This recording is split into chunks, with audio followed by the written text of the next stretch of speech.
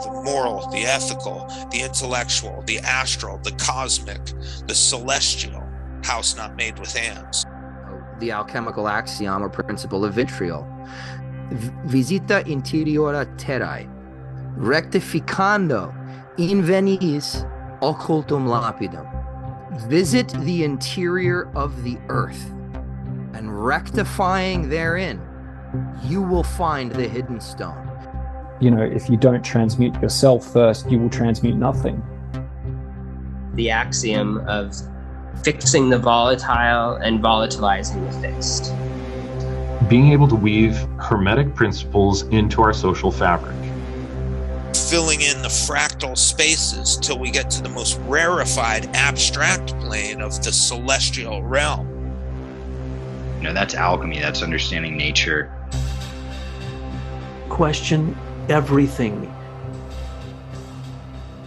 Symbols are far beyond words, right? Symbols are the touch point where the mind enters into the sublime, incomprehensible, translinguistic depths of a direct connection with the ultimate that I would refer to as the divine.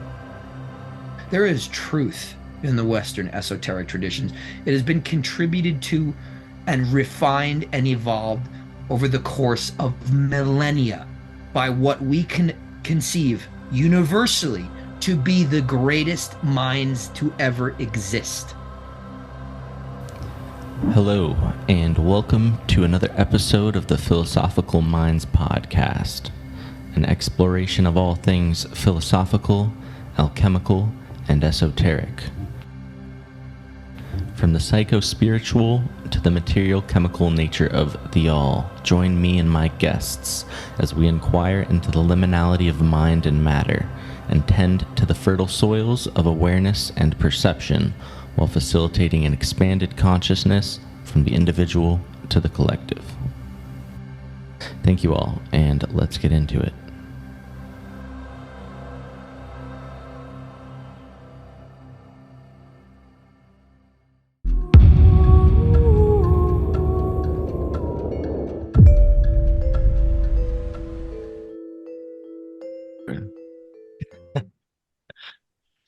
All right, welcome to another episode of the Aetherica podcast. I'm Sky Mathis, joined with Ike Baker. How you doing, Ike? Oh, good. How are you? Pretty good. So today we're going to be talking a little bit of Gnosticism. Some of the stuff might be a little repetitive from previous conversations, but I think it'll be good for some of the questions I've lined up. So first question I wanted to ask you, Yahweh, Yaldabaoth, the Demiurge, and the Father. Would you view all of these as synonymous? Oh, that really depends on what variant or group of Gnosticism we're talking about. But do I view them as synonymous? In the main, yeah. And I think a lot of people might say, well, that's not a very nuanced approach. And then, my response would be like, well, fucking stuff it. Because really at the end of the day, like, I'm not just going based off of like, well, this little tribe over here, they listen to this God, and that in that typical nerd voice. I'm also basing it on my own experience of interacting with that entity. What happens is you have people like me who grew up in established Christian traditions, especially Catholicism. I would say Catholicism has a pretty even, very even in terms of the way in their treatment. And I don't mean treatment in the way it's treated, but like treatment in like an academic sense, the way that they talk about and give attention to and analyze and speak about and read both testaments, old and new. You get a very balanced, typically, that's not necessarily true of like Protestant all Protestant denominations. A lot of it has to do with, you've got, sure, you've got the Psalms and stuff like that, but it's much more of a, at least in the experiences I have had with the, some Protestant variants of the church, um, it's much more New Testament focused. For instance, you'll see like when you um, go into a certain, Protestant churches, they have a bare cross because Christ isn't up there anymore. They celebrate the resurrection. Whereas in Catholicism, you will typically find, and in Orthodoxy, you will typically find Christ crucified on that cross because they want to emphasize the suffering, um, the dying for your sins type of thing. But so having that equal treatment of Old and New Testament, you just automatically assume, you don't even think twice. It's the same God. When I pray to God the Father, I'm praying to the God of the Old Testament because that's the God that Jesus the Christ was talking about. It's all one narrative, it's all one story, and it's all completely cohesive and agrees with itself. Not true. But so that's the way I practice that starting out. And typically you find out about the demiurge, and a lot of people find out about Gnosticism. And like, I knew Christianity was bullshit. And so they run to the opposite end like idiots. Um, you know, where it's like, well, none of it's true, and and it's an evil God, and we can't talk about him. And whereas I'm like, okay, I have a better understanding of what's going on, but I'm not gonna not talk to you anymore. I'm not gonna, not have a relationship, especially in some of the um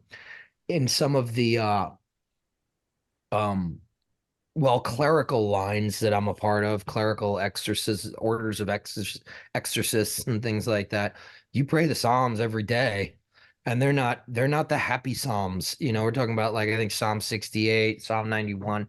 We're talking about the Miserere Mei, but every day you recite that.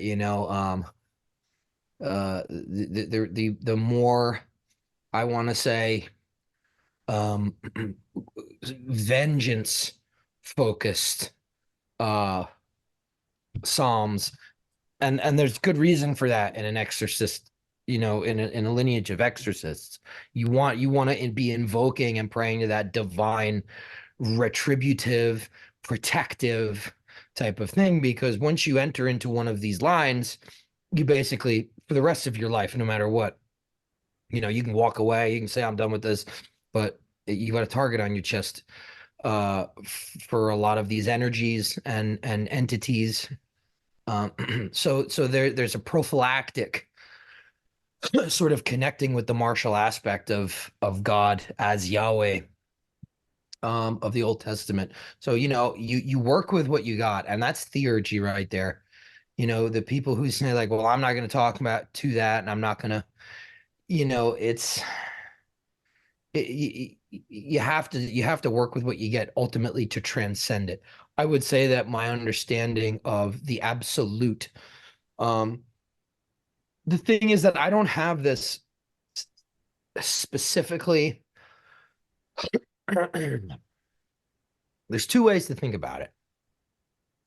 There's two ways to think about it, actually.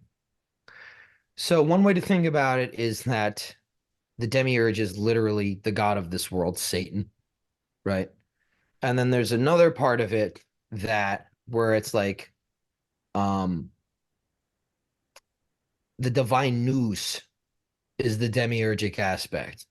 That's still a hypostatic level of divinity. It's part of the divine trinity, but it's the part of the divine trinity that if you think about the ultimate, the highest conception of God, it's got to be absolute nothingness, unfathomable nothingness with like an empty plenum, an empty fullness.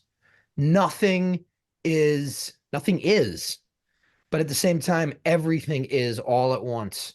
And it's difficult to talk about these things because this stuff is completely outside considerations of time and space. And that's the way our brains cognize things. So when you leave time and space behind, it's like I have no way of thinking about this. And that's the issue. The only way that that can manifest and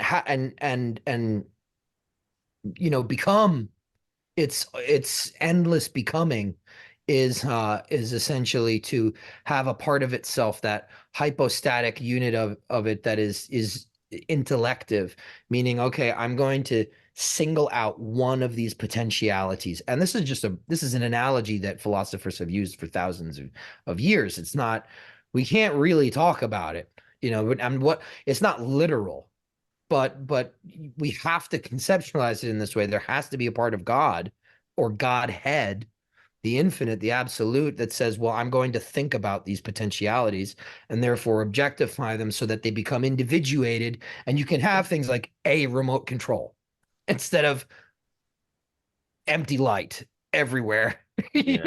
So that was also at a certain point, really, when you look at what Plato was saying and then how it gets interpreted by Plotinus later on, that's more the demiurge. And that's why Plato said, well, it's good. He basically made it tantamount or equal to to agathon, the capital G good, because it's using the divine forms to kind of create. And so the only issue is it's not the creator, it's the creation. The method that in order for it to create, it has to emanate. It has to get far away from where it is infinite. And again, using these analogies, but that principle of emanative proximity, as we get further and further away, right? It's the same way. If I were to move farther and further away from a light source, it's getting darker and darker and darker. Now, on the other hand, you've got that emanative creative principle moving away from divinity, and it's facing away from divinity, right? It's headed. We can conceptualize it and analogically as facing the direction it is heading in. And so after a while, it starts to think, I am doing this. Really, the infinite, the absolute, is emanating this component here, but it has the illusion that it is the one doing that. That's an extremely demiurgic idea. It's also, that's the demiurgic reflection in our microcosm, the part of us that thinks, oh, I'm doing this. I'm in control. You're not in control. You're really not. That doesn't mean that you don't have choices. But at the same time, it's like, you're not, like, this isn't the you show. It's not the I show. It seems that way. And that's why when you act from that place, you fuck everything up. Constantly. You ruin your own life when you act from a place of like, oh, it's up to me. I'm in charge. So that's kind of the way I will conceptualize it. I don't have this kind of black or white idea, because even, take a look at Satan in the Old Testament, right? He's not a rebellious angel. That doesn't come till later. That doesn't come until the book of Revelation. That's written even after Christ, right? And there's that like 400 intertestamental period between the Old Testament and the New Testament where no prophet spoke in the land of Israel. So now you're going even further back into like, really, really early, book of Job and talking about Enoch. And it's basically Satan is that part. It just means the adversary or the accuser. And he basically acts as this way of testing the faithful. He basically says, oh, you know what? Job's a really good man. God is kind of saying, yeah, he's a really good man. And he really seems to love me.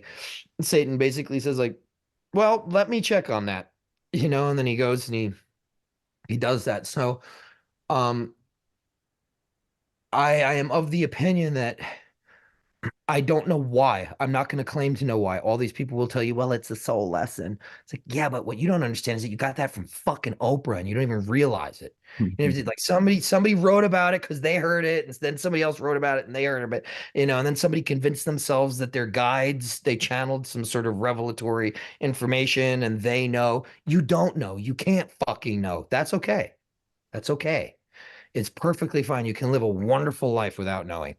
But the thing is, I have a belief that, and first of all, I don't think I'm the arbiter of what is ultimately good and ultimately bad. And I don't think anybody on this earth has a right to feel that way. That you know what's good. You have no fucking clue what good is. No clue, not from an infinite perspective. You have no idea what an infinite mind considers good. Um, and that's the first caveat. But then the second thing is that I do think that all of it has some sort of telos, some sort of purpose. And if Satan serves a purpose, then it has to come from the absolute. You know what I'm saying? Yep. Like that is part of the absolute. The best way, and I'll end on this, the best way that I can conceptualize it, and I find this to be true the more and more I read Tolkien and go into the Silmarillion and his backstory. He basically has his ultimate creator called Eru Iluvatar. And that's like the creative God, creative day of the Old Testament. And Eru Iluvatar creates all his little angels to sing the harmony of creation with him. Which is really interesting because there's biblical parallels there. You know, the ones that the Chayot HaKodesh, the holy living creatures, the ones that sit before the throne and sing, you know, praises to God, holy, holy, holy, Kodesh, Kodesh, Kodesh, and the you know benedictio omnia operis, you know, beneficent are all his works. And that's kind of the idea that Tolkien plays with. But Tolkien says, okay, but then there was one angel that didn't want to sing in harmony. He wanted to sing his own song. And so what he did was he sung out of harmony, and he created the first heavenly dissonance. And that act of rebelliousness is from the ultimate hierarchy, from the need to feel like, no, I have to go against the order. Really, if you look at it, that is what Revelation is talking about, right? The rebellious angel who fell. But at a certain point, the creator, Iluvatar, in Tolkien's sort of backstory to the Lord of the Rings and that whole universe, he laughs and he says, like, yeah, but I created you to sing in dissonance. You don't even realize it. You think you're rebelling, but I made you to be the way that you are. So you don't even, you're mad at me, and because I made you mad at me. And that just fucking, it's like, okay, I have a totally different understanding of this. And that really is, I think that is a very, very deep, I think that's at the core of a lot of Gnosticism. Yeah. And then, so particularly in Gnosticism, so we have Sophia, or wisdom, the mother. And let me know your thoughts as well, like maybe with some of the different Gnostic interpretations, but wasn't it that Christ was born? I don't know if it was or wasn't, or maybe in some Gnostic interpretations it was, that Christ was born out of the aeon of Sophia and the Logos, or the demiurge. But then is there the idea that Christ was already present? And that, Yeah, I wouldn't say that it was definitely born. I would say this, particularly in something like what I consider more classical Gnosticism. Christ is actually, so the eons that the absolute emanates into the pleroma, right? The way that we have, if you think about the ancient cosmological worldview with the earth at the center and then the spheres of the Ogdoad penetrating outward, Well, they had this mirror image of that, where it was the divine at the center, and instead of the cosmic orbits and the cosmic spheres, they were pleromatic. They were the pleroma. They were the heavenly, the realm of heaven, the way like we think of it, like totally beyond the terrestrial. And each one of those were eons. And that's kind of really interesting because the term eon refers to these like basically angelic beings, perfect beings. But at the same time, we talk about eons to describe really, really long periods of time, and because that's exactly what they are. They're two of, it's like the same way that in like Agrippan and pseudo-Dionysian hierarchies, the hierarchies of Pico Mirandola, all of these sharing from each other, basically coming from Plotinus, Porphyry, Iamblichus, they view it as like, okay, that physical planet, that's that hierarchical chain, that's its lowest, most dense physical manifestation in the sky. Whereas like, okay, then there's terrestrial manifestations like, the color red on a rock. If there's a red rock, it belongs to the causal hierarchy, the hierarchical chain of flow that Mars is kind of expressive of. Well, they basically it's kind of like a mycelium, like mushrooms. The actual organism itself lives underground and you don't see it. But then the mushroom itself that grows out of the ground is the fruit. And so they would consider that like the lowest part or most dense part of the hierarchical chain. Mm. So the eons, the angelic eons kind of belonged to that heavenly sort of each realm's hierarchies of intelligence. And the thing is, so you have the archons rule the terrestrial spheres, the spheres of the physical universe. And then and the archons are typically represented in a duality. There's a vice and a virtue, you know. And then you have the eons, and those are the heavenly, you know, um, representatives of that intelligence, and they're created again in pairs called syzygies. Mm. And so it's conceived that Sophia was the feminine uh, expression, whereas Christ was the masculine expression. They were syzygies. They were twins. Sophia and the Christ, not Jesus, Christos. Mm-hmm. Those two were syzygies, and so where Sophia, and you see this over and over again. You see it in the story of Eden, and it's constantly happening. I can't really think of. I don't really have too much of a clear head right now because I'm not feeling well.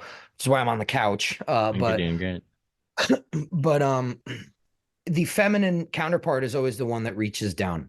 Mm-hmm. And it's not because they're weak, it's not because they're evil, it's because that's their nature. That nature is receptive and it needs grounding. And you see evidence of this in the fact, right? Everybody's different. We all have different polarities. We're all somewhere on that spectrum of,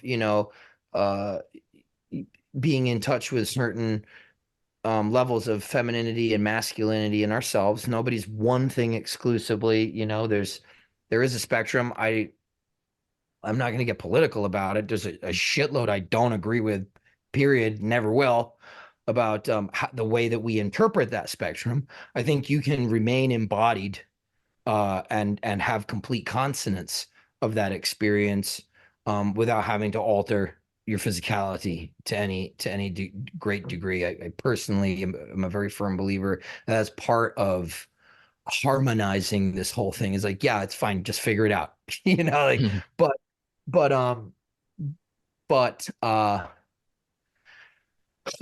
it's the more feminine, like look at feminine spiritual traditions. They're earthbound typically. They're very much about the womb the maternal mother, and about embracing nature, and about, it's reaching down, not in a bad way, but there's that more masculine pole that is about transcendence. Like, I want to get the fuck out of here. Like, I don't care how pretty it is, how nice it smells. I don't care how fun lavender is. I gotta get the fuck out of here. That's because that's what we gotta do. Like, it's good. Yes, come down here, learn the lessons, but there has to be that push pull. There's got to be, because otherwise, the masculine version of spirituality would get out of here too quickly, wouldn't ground, wouldn't be here for however long, for whatever reason. And then the same token, the feminine aspect of spirituality would never fucking leave, and that's kind of where we have that push pull. And I think, as long as we continue, or we try to work together more, and find out really independently where we are on that arc, we have to ultimately, you see it in the myth of Persephone too, right? She gets abducted by Hades into the underworld. What's she doing? She's bending over, right? She goes out to pick flowers. You have to bend down to do that. You have to reach down. And actually, in some, in some versions of the myths, it's the narcissus flower, reaching down towards the reflection of the self and beauty. Yeah. And that's directly correspondent to the hypostatic trinity. You have the nous, that is more masculine, and then the psyche, which is more feminine. And the nous is the one that identifies these things, right? That could be considered like the Christ, because that is the logos.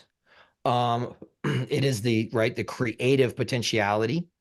And then you have the Sophia, which is wisdom, the psyche, the divine soul that sees these individuated things and becomes enamored with their beauty, and automatically, instead of recognizing, okay, this is just sort of this observation and this individuation of potentialities that the divine nous is kind of constantly undergoing or undertaking. Psyche, according to interpretations of Platinian really theology, psyche sees the things and desires them. Like, nous doesn't desire those things, but psyche says, oh my God, an object, and then just dives for it. Again, it's the same, the masculine and the feminine. That's the psyche. That's why psyche is always conceived of as the soul, right? It's the anima. Okay. So the nous, it isn't like the all or the absolute. It's more like the intellective principle of consciousness, in the grand scheme of things. Is that right? And or what were some of the various Gnostic conceptions of nous? Did they have some different? They were virtually identical to the Neoplatonic stuff. That's why people might be that aren't as familiar with the philosophical and historical contexts. They're probably scratching their head like, why is he talking about Plotinus? I thought we started out talking about Gnosticism. It's because they have the same fucking cosmology. Mm-hmm. They have the same theology. They use the same words. Not even the words are different. The language is the same. It's the same thing. It's just now there's a new application towards, there's a new way of approaching sort of the working out of that dilemma. It's the same dilemma. Everybody agrees. Like, we're fucking here. We have to somehow get out. Like that's you will not find that that deviates very much. Even Iamblichus, who really loved matter, right? He wanted to incorporate it into theurgy. Well, if you love it that much, then why even attempt theurgy at all? Yeah. Why try to raise yourself? Because he knows, like, we are very fucking limited here. This is not actually fun. And it's funny because somebody posted recently, they posted this kind of like this meme of some kid like holding his face, like crying, and it says, oh my God, the demiurge is so evil. Jake. Why would he trap us in this hellscape? And there's like this beautiful, serene picture. So I texted him and I'm just like, yeah, spend one night there with only what nature provides you, and that becomes actually accurate, right? Because all the fucking shoes and flat brim hats and cook stoves and lighters and fucking tents, the demiurge didn't give you any of that shit. Yeah. The human mind had to literally claw its way through the fucking mud using only the divine aspects of our consciousness. We literally had to take the divine portion of our that was, you know, resident within us in order to just raise ourselves, heave ourselves out of that kind of suffering. Because it's not fucking fun, because nature of itself, we've gone so far in the other direction that, yeah, nature is a palliative, it's restorative, it's bringing us back to balance. But like, people spend their days in fucking nature zoos, which are parks. They have no clue what nature actually is all about. Nature is trying to devour you. And I say that with confidence because I lived out in you've been to the place where I live. It's extremely rural and life is hard. It's dangerous. But the thing is, you know, nature of itself, just take a person naked, okay, in this world as nature delivers you to it, all things equal, you will not be able to focus on becoming divine because you'll be consistently reduced to a state of necessity, survival, and brutish animalistic tendencies. You will have to remain stuck in that fucking cycle. That's the demiurgic trap. That's the trap. It's a game. Like, can you get out of this? You know? Yeah. But I don't know. I digressed really far. So No worries. No. So in terms of the conception of the demiurge repenting to Christ and the idea of Christ's descension into the material world, like, can it be viewed as, so we have the divine nous kind of evolving and these aspects present in the pleroma, kind of by default, such as like wisdom or Sophia, and then the logos or the word made manifest by the architect or the demiurge, and then this Christic presence that comes in to merge with the physical creation of the demiurges and kind of imbibes it with this sort of restorative quality, this healing, like redemptive archetype. I don't think that the demiurgic entities, the archonic entities, I don't think that they I think that they're absolved like the rest of creation is, but I don't think that they turn a new leaf, right? I mean, look around. Everything is, we're perpetually stuck in a state of this archonic game, this labyrinth, this Chinese finger trap of control, that we're attempting to wiggle out by like just the worst possible methods and means. So, and by worst, I mean antithetical to what we're trying to achieve, counterproductive directly to what we're trying to achieve. But I think, so one thing that I do want to note, because now I remember what you asked me at the last question, we have to talk about these things as if they're like separate. So like nous and logos, they can be, you know, or the word, they're really tied together in a way that's, they're almost the same thing, but we have to talk about them as if they're not, like the three hypostases, the hypostatic trinity. Like it's said over and over again, like these are principles. They're not technically separate from each other. Nous is not separate from Tohen. It's not separate from Psyche. They're just sort of principles. They're three different expressions of that one thing. And it's the same thing, you know, Tertullian took that Neoplatonic cosmology and theology, put it right in Christianity, right? Three persons, one substance. That's where we get the Holy Trinity of Christianity. And that's really hard for people to understand. You know, people will literally just, they'll walk away from Christianity just because they never could understand the idea of the Trinity. Like, what do you mean he's God, but he's also a man? And how does the Holy Spirit fit into any of this? It's like, well, you have to be trained to think the way these people did, you know, and that's That's fucking rigorous, right? I mean, people have to go to work. Philosophers didn't work. All they did was train their minds to think this way, and they came up with these analogies. And so now we're talking about them in church to these like fucking rural farmers who just they have no fucking clue why they're even there. And so it's like that literalist interpretation, it just gets run with. But I wouldn't say that when Christ descends, that all of a sudden everything is made right. I think what happens is that now for the first time there's a way out. There wasn't necessarily I don't think a the same kind of way out. Buddhism, very, very different. We think we understand it in the West. Even people who have studied it through a sort of scholastic lens, you don't fucking understand it the way it was written, and the way and typically really because it's culled from Vedic stuff. It's culled from the Pali canons of ancient India, is where the Buddha, whoever he was, Gautama Siddhartha Sakyamuni, he was pulling from that literature. So we don't understand that shit. People don't read Pali. They can't, nobody can.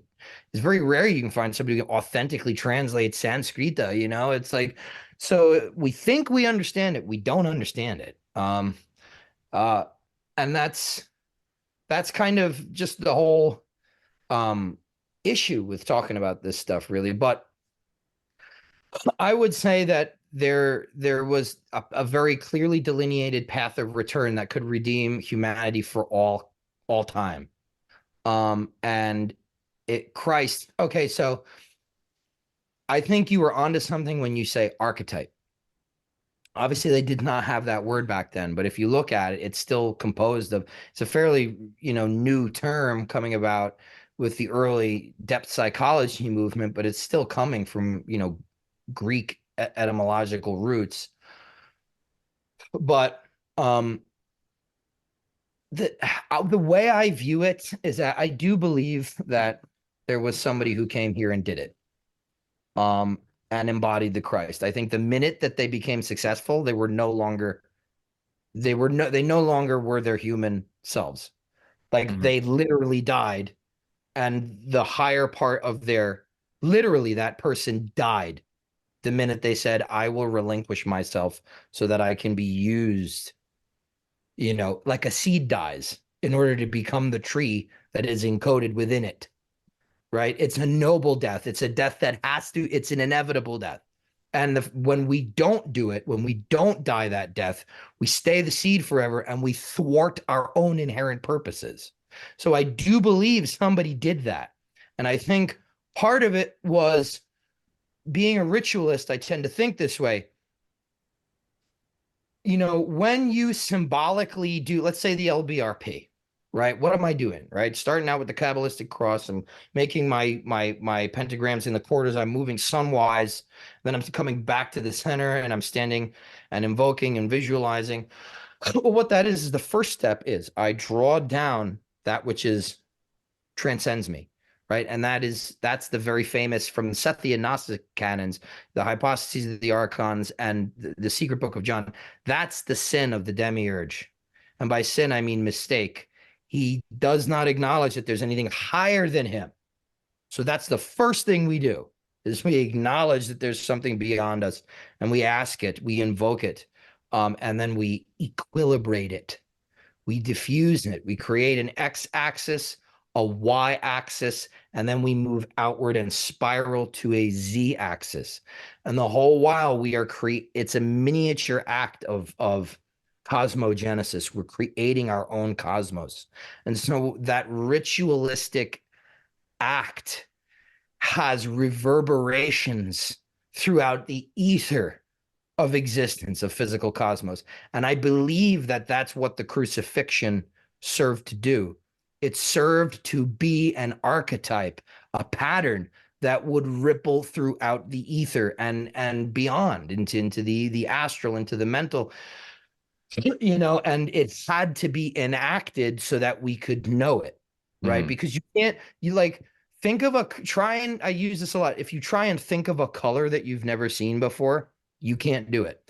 I have to show you that color, and now you know it. And it seems so fucking passe and cliche for us because we've been mired in this perverted version of the Christic, mythos and interpretation that, like, oh yeah, suffering and sacrifice and all that bullshit gets you to sit down, stand up, sit down. People didn't fucking think that way. Like, what? Like, it was all about common sense and getting ahead in the world. And Christ basically said, and you got to walk away from the world. I chose death. That is not something that makes sense to people back then. Not in that way, right? He didn't fight in a war. He wasn't defending his home territory from invaders. He literally just crumbled, and he let them, the Roman Empire, when he could have run away. Mm. And he allowed them to crucify him. And that greater message, that was the only way it was going to permeate into the psychosphere, the psychoetheric realms of humanity as at large, and that's meant to unite us. So, yeah, so when I was trying to frame that question, I wasn't intending to give the impression that when Christ came, everything was made right, but I was kind of asking about as Christ merges into the creation of the demiurges, it brings with it that sort of redemptive, restorative quality to then disseminate out to humanity, kind of like what you're saying. Since Exactly. it seems like prior to the Christ event, at least in terms of the physical material world, prior to this event, Christ wasn't present in the material physical world. So Christ and what he represents was something that was pre-existent in the pleroma or the mind of the demiurge that the demiurge had not yet came into contact with, or like what I was trying to get at is the the pre-existence of and outside of the realm of materiality, the existence of Christ, and how would you consider that as like being in the same realm of the aeons that Christ existed? Because the demiurge, there's that idea that the demiurge had repented because it wasn't aware that there was something higher than it being this Christic force, but it was like it was already there. Well, here's the thing, that it's an interesting idea. Again, it's also symbolic, and it's specifically Basilidian. So not all forms of Gnosticism believe that the demiurge repented.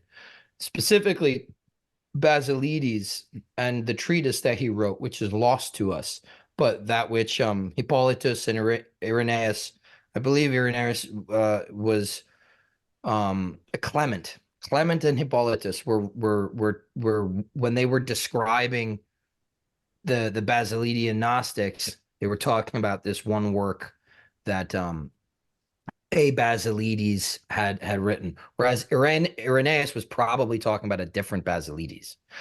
So that's where that whole idea really comes from, at least according to what records we have now. But I think, yeah, I believe in my favorite gospel is the Gospel of John, and in that Johannine prologue, that's how it starts, right? John 1, in the beginning was the Word, and the Word was with God, and the Word was God. And through the Word were all things made. Nothing that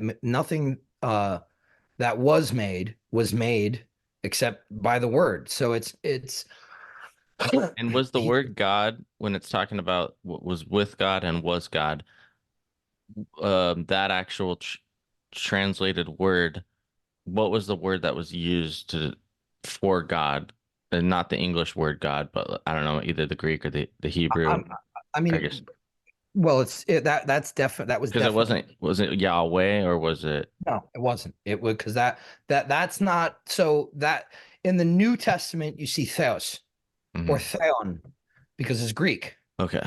They're not using Hebrew God names in the New Testament. Mm. If anything, they'll say, pot, not pot. Yeah, I mean, because they're kind of similar in Greek and Latin, but you'll find the word father and theos. So yeah, that, I mean, I'm assuming, because I don't have it in front of me and I don't really remember, but it has to be the Greek version of God. And then obviously the word is logos. So, you know, that's the whole purpose, right? Because then it says the word became flesh. He's basically saying, look, the mind of God descended, really the word of God. The thing is like, well, what the fuck does word mean? Right? Because there's these two different Greek languages are not, those languages are not the same. It's we cannot. So a lot of people think that the brain creates language. Well, yeah, that's true when languages are first being made, right? But now, as we've seen through neuro-linguistic programming, the language actually creates the brain. It will rewire the way you think. It will put perceptual walls in, and it will knock perceptual walls down in certain areas. So the way that we speak is so different from the way that they used words that it's you have to really if anything, like there's no amount of like you can't study language and figure that out. I feel like you have to go and like I don't know, paint for a year and experience that part of your brain that is artistic and can improvise and can experience a world of like the full spectrum of a world that is nonverbal. And then you can see like, oh, I see what they were trying to do. So when they say things like, you know, logos, that means literally word. It literally means word. But the way it's used implies order, rationality, right? And those two things, right? To them, order implied rationality. That the whole idea behind being rational meant to be able to perceive the order as it is. And so order and reason became conflated in the word logos, which meant word. So we don't use English like that, really. You know, they use words much more artistically, much more fluidly. They weren't confined by their meanings. They weren't as like pinpoint precise. They could use them a little more broadly. And that's a huge thing there. But I believe that it's referring to the principle of that. I think to me it sounds a lot like the news, you know, the logos. So in Neoplatonism, as I mentioned before, in Neoplatonism and early Platonism, that kind of idea of the mind of God as demiurge, that's different than what like the Sethians thought, right? The Sethians thought they believed in Yaldabaoth. That was actually like the child of Sophia after she. That's not the same thing as the divine mind. So there's this whole weird thing that kind of happens, and it's spawned from Hellenized Judaism, and but the terms and the ideas themselves come out of the Greek lexicon and Greek philosophy, which is why you see the demiurge spoken of, you know, as it's to agathon, the good. And it stays that way until about the Middle Platonists. It's right around the time of like in the middle of the Middle Platonic era that you start seeing people scratching their head and being like, huh, it can't, you know, there's that whole classical thing. God is either all powerful and not all good, or it's all good and not all powerful. It can't be both, because that would contradict the evidence of our eyes and ears. So my discrepancy there is that, yeah, we're constantly defining good and bad based off of a very human perspective. We're limited to that. I think Plato was really good at not doing that. You know, because he had a really firm handle on ideals and the realm of forms. But yeah, I think Christ was that aspect of the logos, the nous, sort of. I give the command that manifests the will of God, really. So, but you got to remember that they're the same thing. They're just different. It's not a separate thing. It's just like we were talking about the three hypostases. It's three expressions of one thing. Okay, so the aspect of the logos or the nous, but not necessarily the demiurge, or maybe. Right. So like this Right. Christ principle, this restorative consciousness with this sort of like effect of instilling a sort of remembrance of humanity's eternal spirit. Maybe that's what we call Christ. So this aspect or quality was just something that the demiurge hadn't yet made contact with within himself and then realized, or that Christ was a separate consciousness in the mind of God as a whole, and it was already there as a consciousness, then descended down, inserting itself into the creation of the demiurge and making itself revealed. Is that Well, the demiurge would not acknowledge anything. It's basically if Sky walked around his entire life without ever looking up, people would talk to you about the sky, and you'd be like, "What? yeah? What?" And that's the demiurge. So yes, Christ is above that hierarchically, or at least in terms of emanatively. So Okay. yeah, he would have no fucking clue what the Christic, that because the Christ. It's weird because, right, in the beginning, it doesn't say in the beginning was Christ, and the Christ was with God, and the Christ was God. It says in the beginning was the Word.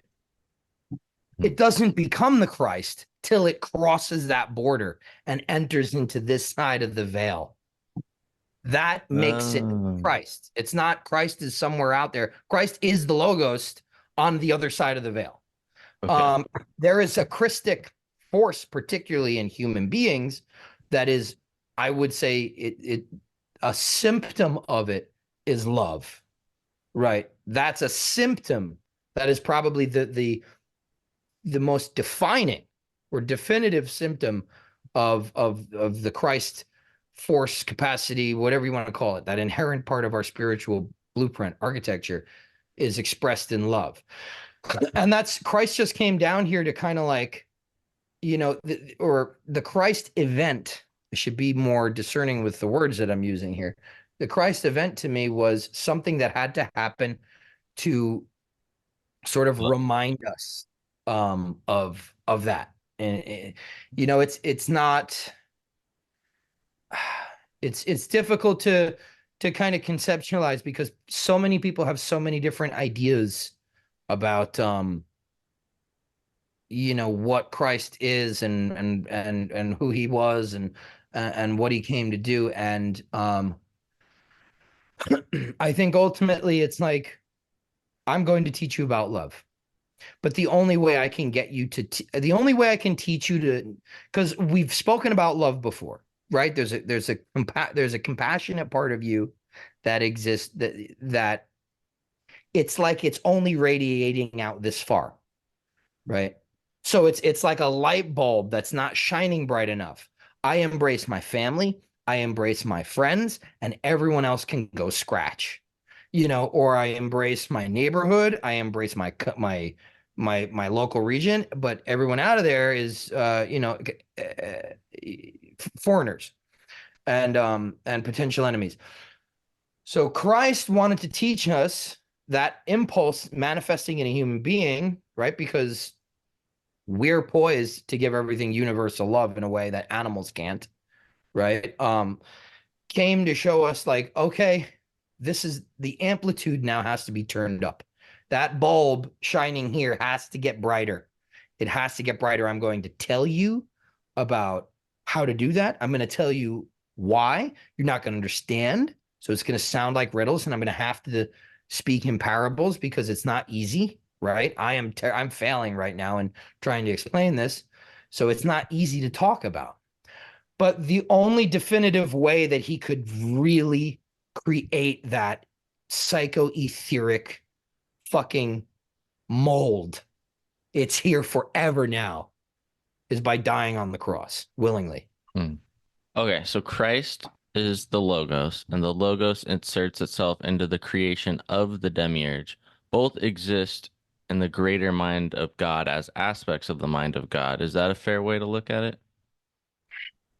Yeah, I would say that that's a good interpretation. Here's the thing though, that I want you to understand, and anybody who's listening, I would agree with that.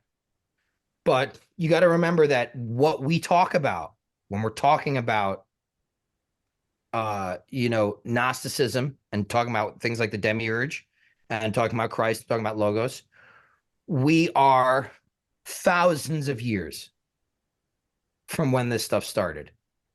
So we have the benefit of being able to say, well, we have Plotinus and we have Plato. We've got some Proclus. Let's mash them together and see what we get. And then we're gonna reduce all that thought, right? That spans literally like 1,500 years. We're gonna reduce it down to certain bullet points so that we can talk about it. So not all these terms had a one-to-one. It's not like when Plotinus spoke about the demiurge and then Proclus talked about the demiurge, they said the same things. That's not true. As a matter of fact, that's a huge portion of what Proclus had to do was make Plato, Plotinus, Porphyry, and Iamblichus fucking fit, because they weren't saying the same things. They disagreed a lot. So Plato, it's very famous. I think Porphyry was the one who said it, or Iamblichus. Like Plato didn't even speak. He didn't even agree with himself with the stuff he was saying a lot of the times. But that's because he wasn't trying to, but so that's an important caveat. We can talk about these things like this, and I can say, yes, that's a fair assessment, but you're never going to have an answer.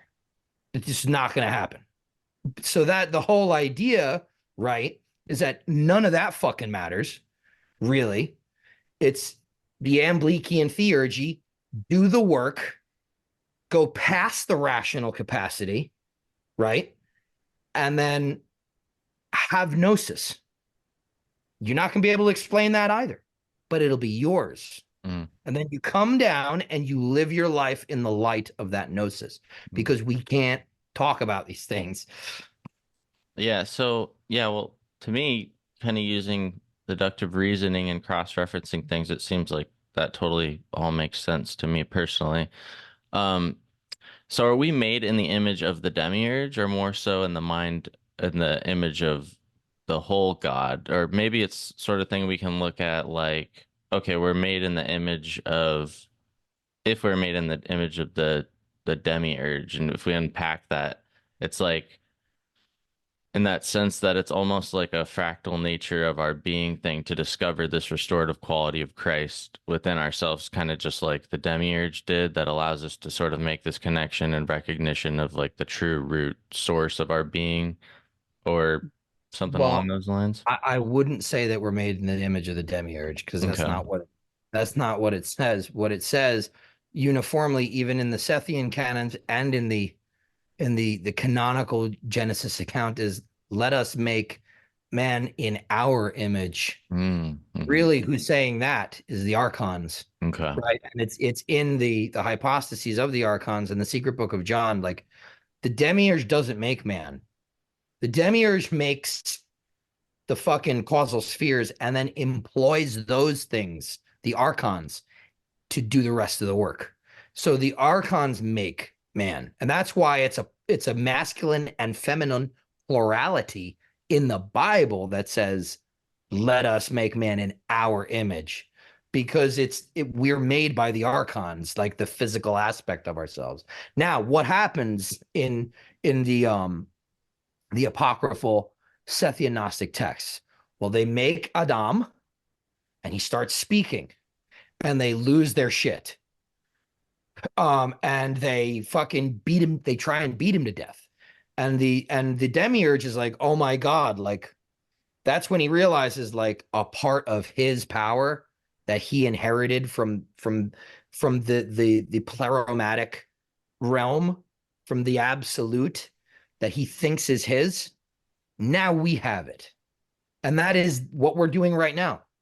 Speaking intelligently, using words like fucking magic, using vibration, being able to see and describe color, speaking coherently, being able to cognize higher functions, being able to see the order, right? Being able to understand things like math.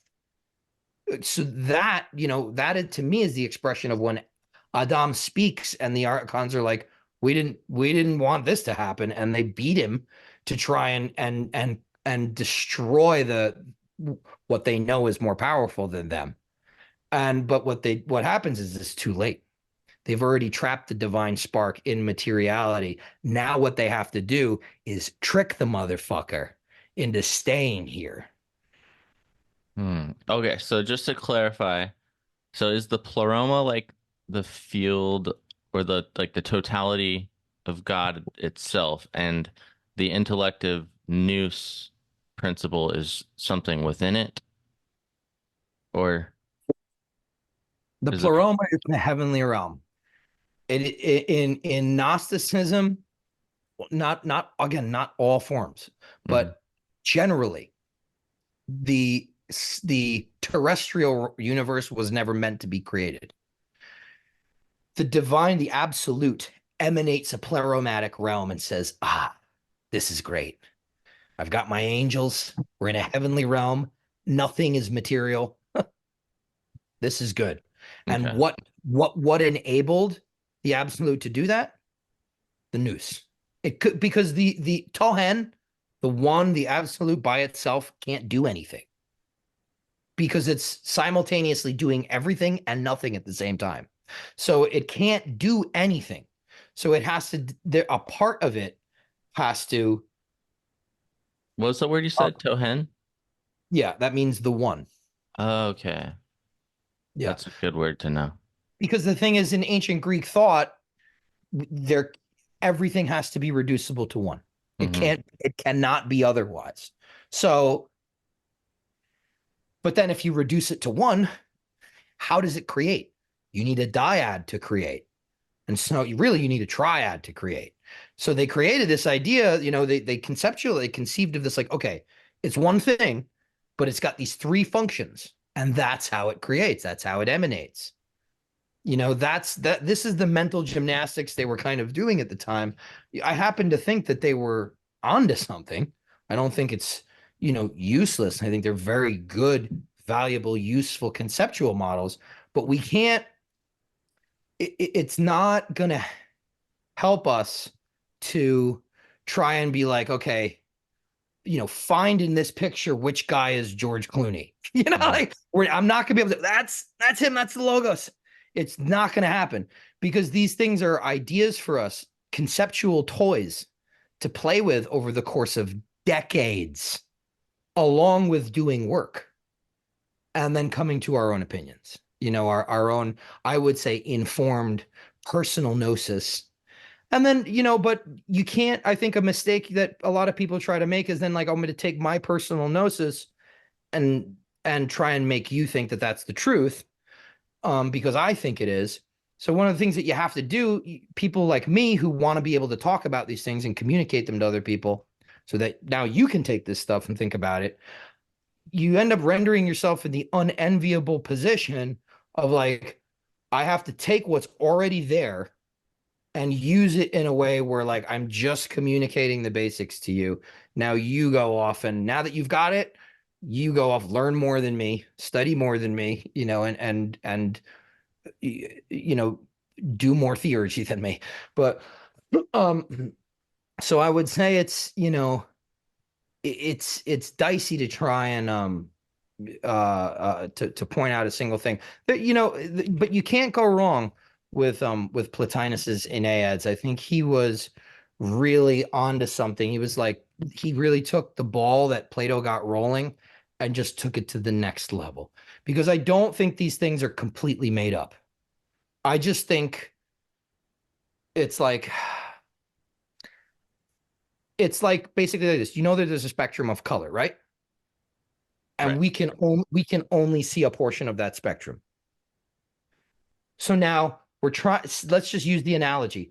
We're in a color spectrum that we can see, and we're trying to describe a color spectrum that we can't with the colors that we can see. Mm. It's fucking futile. Like it's not going to happen, but we have to try. Yeah. So to touch back on the aeons or the sunships, these syzygies or powers existing in eternity, what is the realm of that the aeons dwell in called in Gnosticism? Would that be the one or the Tohen? No, that's the pleroma. There's So nothing. that is the pleroma. Yeah, that's the heavenly realm. So the eons exist in the heaven. So you can think of it this way. Okay, sorry. Put it this way. God, the Father, is, and it's not one to one. I'm trying to give people who are listening a mental image with maybe things that are less abstract because they might be more mentally familiar with them. Okay. God the Father would be closer to the nous. Okay. The Holy Spirit might be closer to the hypostatic psyche. The pleroma is heaven, and all the angels are the eons. Okay. Beautiful. All the angels are the aeons. Okay. So, in terms of Christic gnosis, I think this was called metanoia. Is that right? Basically, like the undoing of Change of mind. sins, the restorative quality that like exalts us from sins of materiality and so on.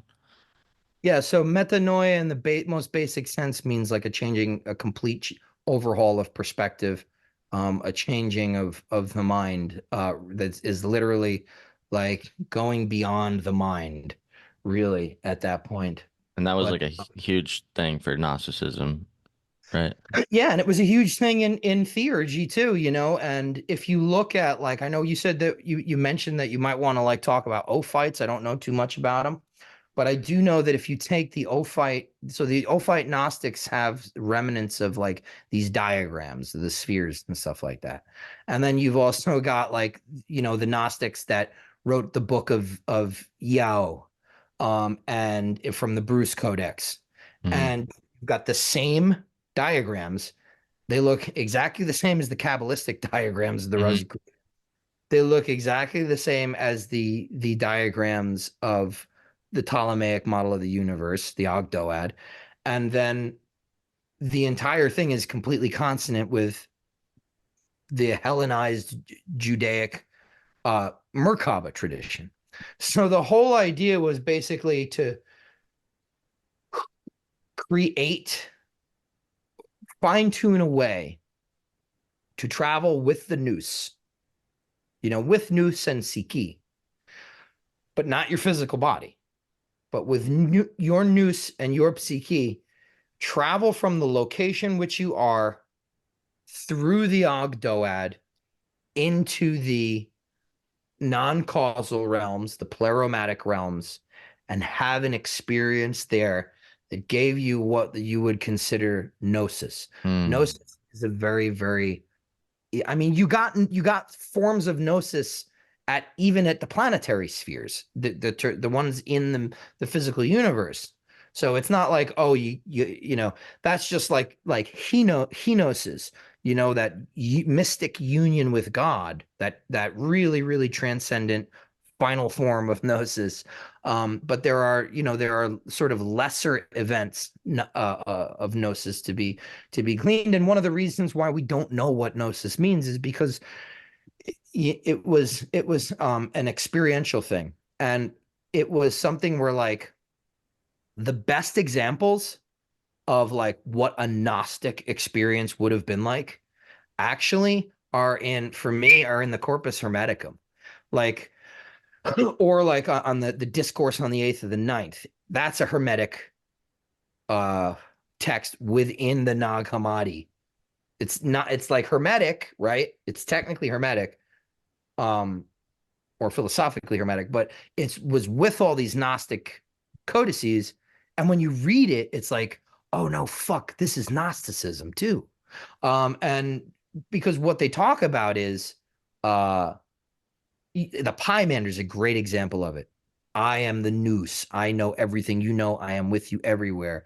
And, this kind of experiment in calling in uniting the personal mind with the divine mind and sort of being shown things by it that he's saying like the whole time, like, in like,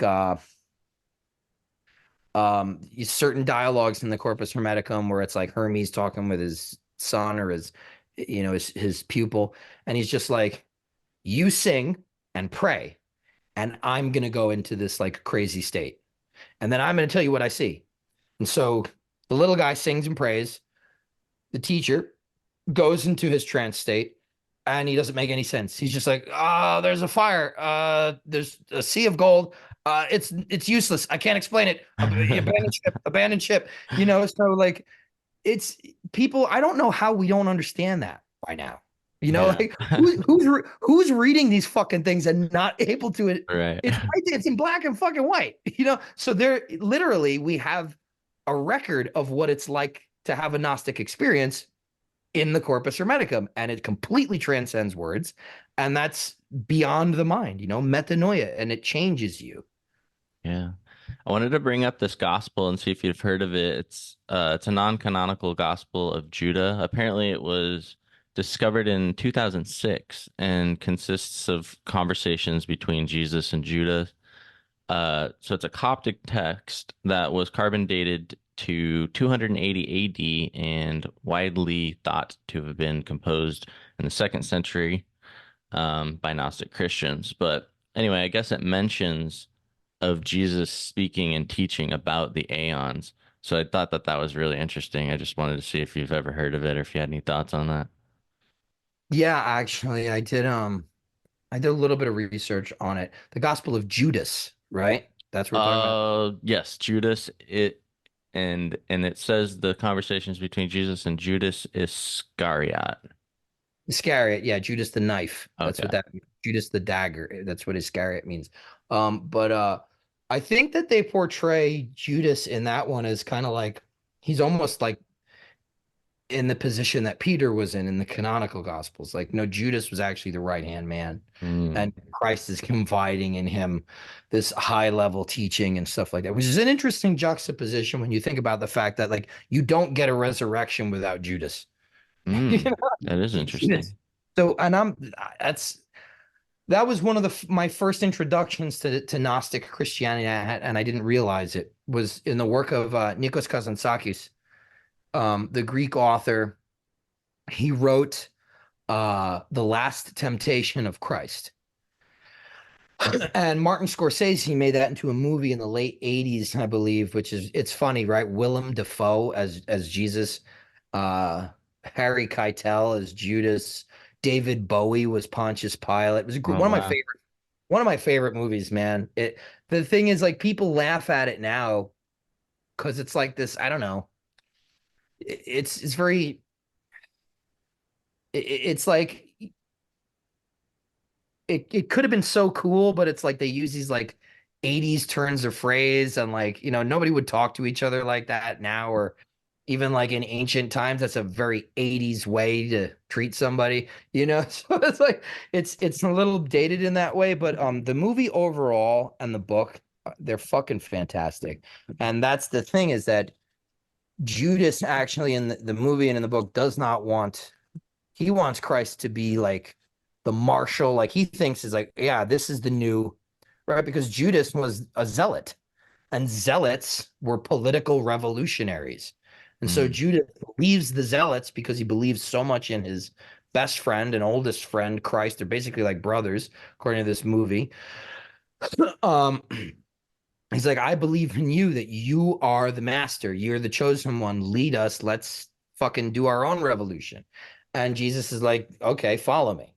So they do it. And then, like, right at the moment of victory, Christ is like, okay, now I need you to turn me in and kill me. And he's basically like, what? I can't do that. I love you. And we're doing this thing. We're doing this revolution. And he's like, you don't understand. I don't understand, but we have to do this. And it's a really, that is, if you want to learn about, I think, the heart of Christianity. You just got to get past the, the thing is, I saw it very, very young. I watched this movie for the first time. I was probably 13. So I loved it. But now, like, I show it to people and they're like, Willem Dafoe is Jesus? Like, I don't know. He's whiny. I'm like, just turn your fucking bullshit off for a minute. Suspend your disbelief, you asshole, and watch the movie. Watch the fucking movie. Pretend, right? They're good actors. So, but it's amazing. I recommend it to everybody. All right, so the Ogdoad. So the Ogdoad is like the theory of the seven heavens contained within the super celestial region or the pleroma, I guess. So the super celestial is considered the pleroma, I think. Basically like the seven planetary heavens. So what is the celestial? Is the celestial different than the super celestial? Yes, right? Because super in Latin means above. Mm. So the super celestial, right? And Kali, which is where we get the word celestial from. Kali in Latin is the sky. So super Kali, super celestial means beyond the sky, higher than the sky. And so you gotta picture it the way that they thought about the world, right? They thought Earth was in the center. They didn't think it was a disk. They knew, Eratosthenes before Christ, probably 300 years, I guess maybe 1 to 300 years, I can't remember. He plotted the circumference of the globe to like a fraction of a margin.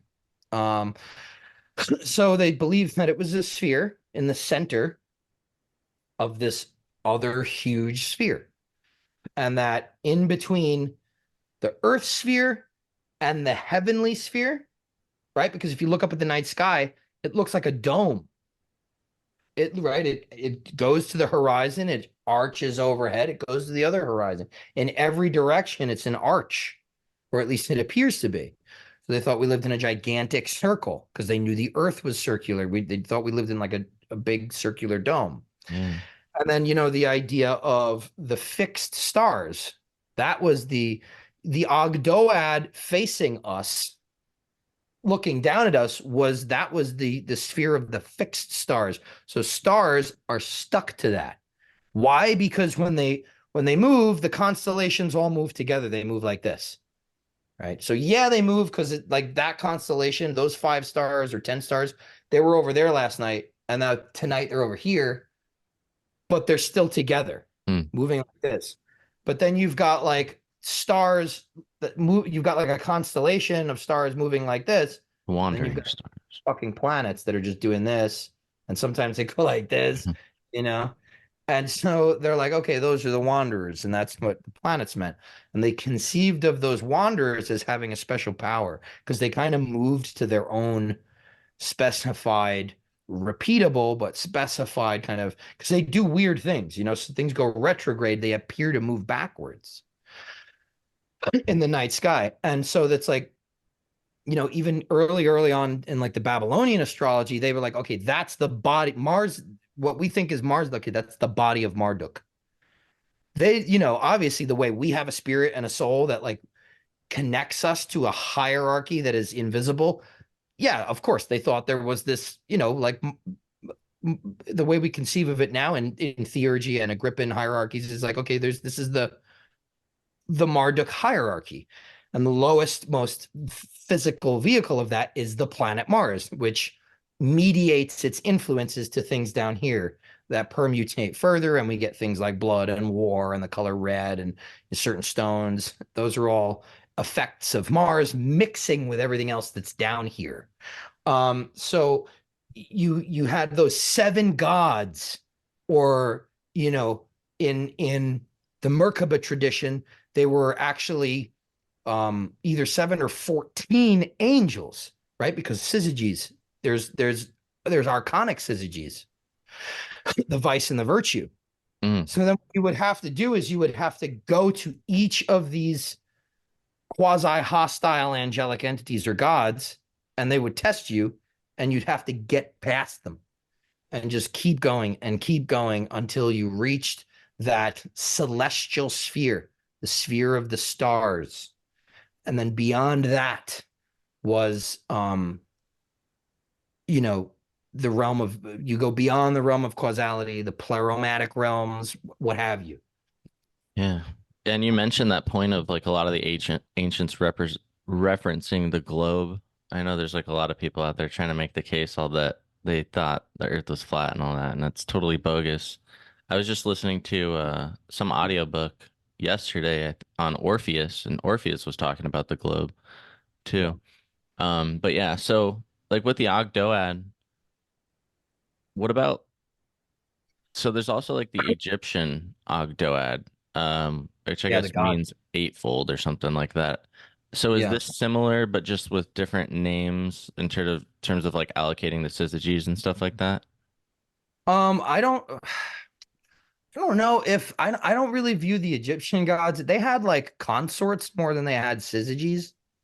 So a syzygy is like basically it's a symbol to represent the masculine and feminine aspects of something, that are, they indicate gender, but they don't imply sex. Mm. They're kind of expressive of like, okay, there's a binary here that has to interact. There's this side and there's this side. It's the same way planets have day houses and night houses, like the day house of Saturn would be Aquarius and the night house would be Capricorn, right? Because Aquarius is the active element of air and Capricorn is the passive receptive element of earth. So they're looking at it in that way where it's like you need these two things to complete the whole. So we're going to symbolize them as syzygies, these divine pairs of male, female. Okay. But yeah, it's just so crazy. They use these really amazing images. I mean, I oscillate between like, did they think that this was actually like, they couldn't have, they were obviously very symbolically trying to, I mean, they had to have believed in the existence of these things, but knew that they couldn't explain it. And so had to anthropomorphize things. Yeah. But, that's the way they had to sort of like create cartoons of their metaphysics. But I think, and that's what hieroglyphics are, right? I mean, that's what the Egyptians did. They made metaphysical cartoons. So it's like, Badass ones. yeah, absolutely. But I'm not certain. That's another thing. You're talking about such a large swath of history, most of which is not available anymore. Yeah. We talked about Egypt like it's like, this, I don't know, even 500-year period, thousands of years. And so I'm sure at some point, their cosmology, I think the Babylonians had a little bit more of the syzygy thing happening. But because a lot of the more interesting and bright and available Egyptian stuff actually comes to us like from Hellenistic sources too. The super, super old stuff. I mean, even if you go into the the pyramids at Giza, there's no hieroglyphics in there. They weren't writing hieroglyphics yet. But I think that the Ogdoad of the of the ancient Egyptians absolutely had to do with those cosmo I want to say it's like cosmogenesis, the beginning of the cosmos, these 8 forces, put the cosmos together. Of course, there's always like some sort of titanic figure, these big, I mean, like intangible, unthinkable forces like darkness and water, or like time and earth that come together. And that's sort of the container. There's not really a whole lot going on. It creates the container for the physical universe, but then it's really when stuff starts to happen, you have this pantheon of what they call the new gods. Mm. And they come forth, and you get stuff like that, and they're all related. Osiris, Isis, Nephthys, those were both his sisters. They have a son, Horus, him and Isis. You've got the same thing in the Greek pantheon, where it's Zeus, Poseidon, Hades, I think Demeter, Hestia, and Hera. You've got those sort of six gods there of that ancient pantheon. Um, but yeah, so they are, I think personally, I think they're talking about. But the interesting thing to me was,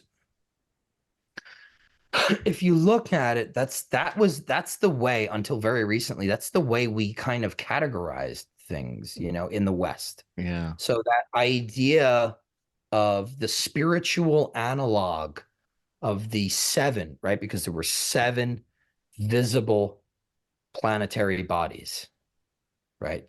And then the celestial sphere was the eighth.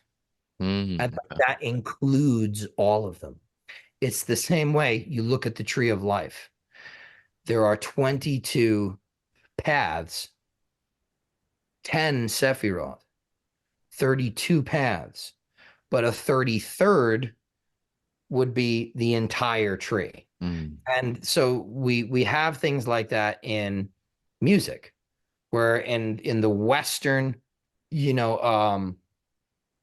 whole tone scale, you go from, the root note or the tonic, and then you go up second, third, fourth, fifth, sixth, seventh. You've got seven tones, notes there. And then you take that one extra step, and you have an octave. That's the full spectrum of the whole tone, sort of series in a particular key. But the thing about the octave is that it's the same note as the tonic, the root note. It's just a higher pitch. It's either a higher or a lower pitch, but it's the same note. Yeah. And we have that with color, right? The seven colors of the rainbow, those major colors. And you find that in a lot of places, man. I mean, so it's super interesting to see the way that cosmogenesis, that the way that we framed this seven to eight fold pantheon of creative deities has now influenced the way our minds have organized everything around us. Yeah. So I wanted to touch on a few of the major Gnostic streams to your knowledge, but I guess first in particular, wanted to touch on the Ophites, and I'll just kind of lay out some of the notes that I gathered from a little bit of research, because I thought that they were kind of interesting.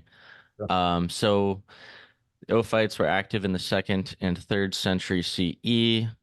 They're called those who traverse the cosmos. They viewed Christ as a salvific snake. Their system linked the 7 angels to the 7 planets.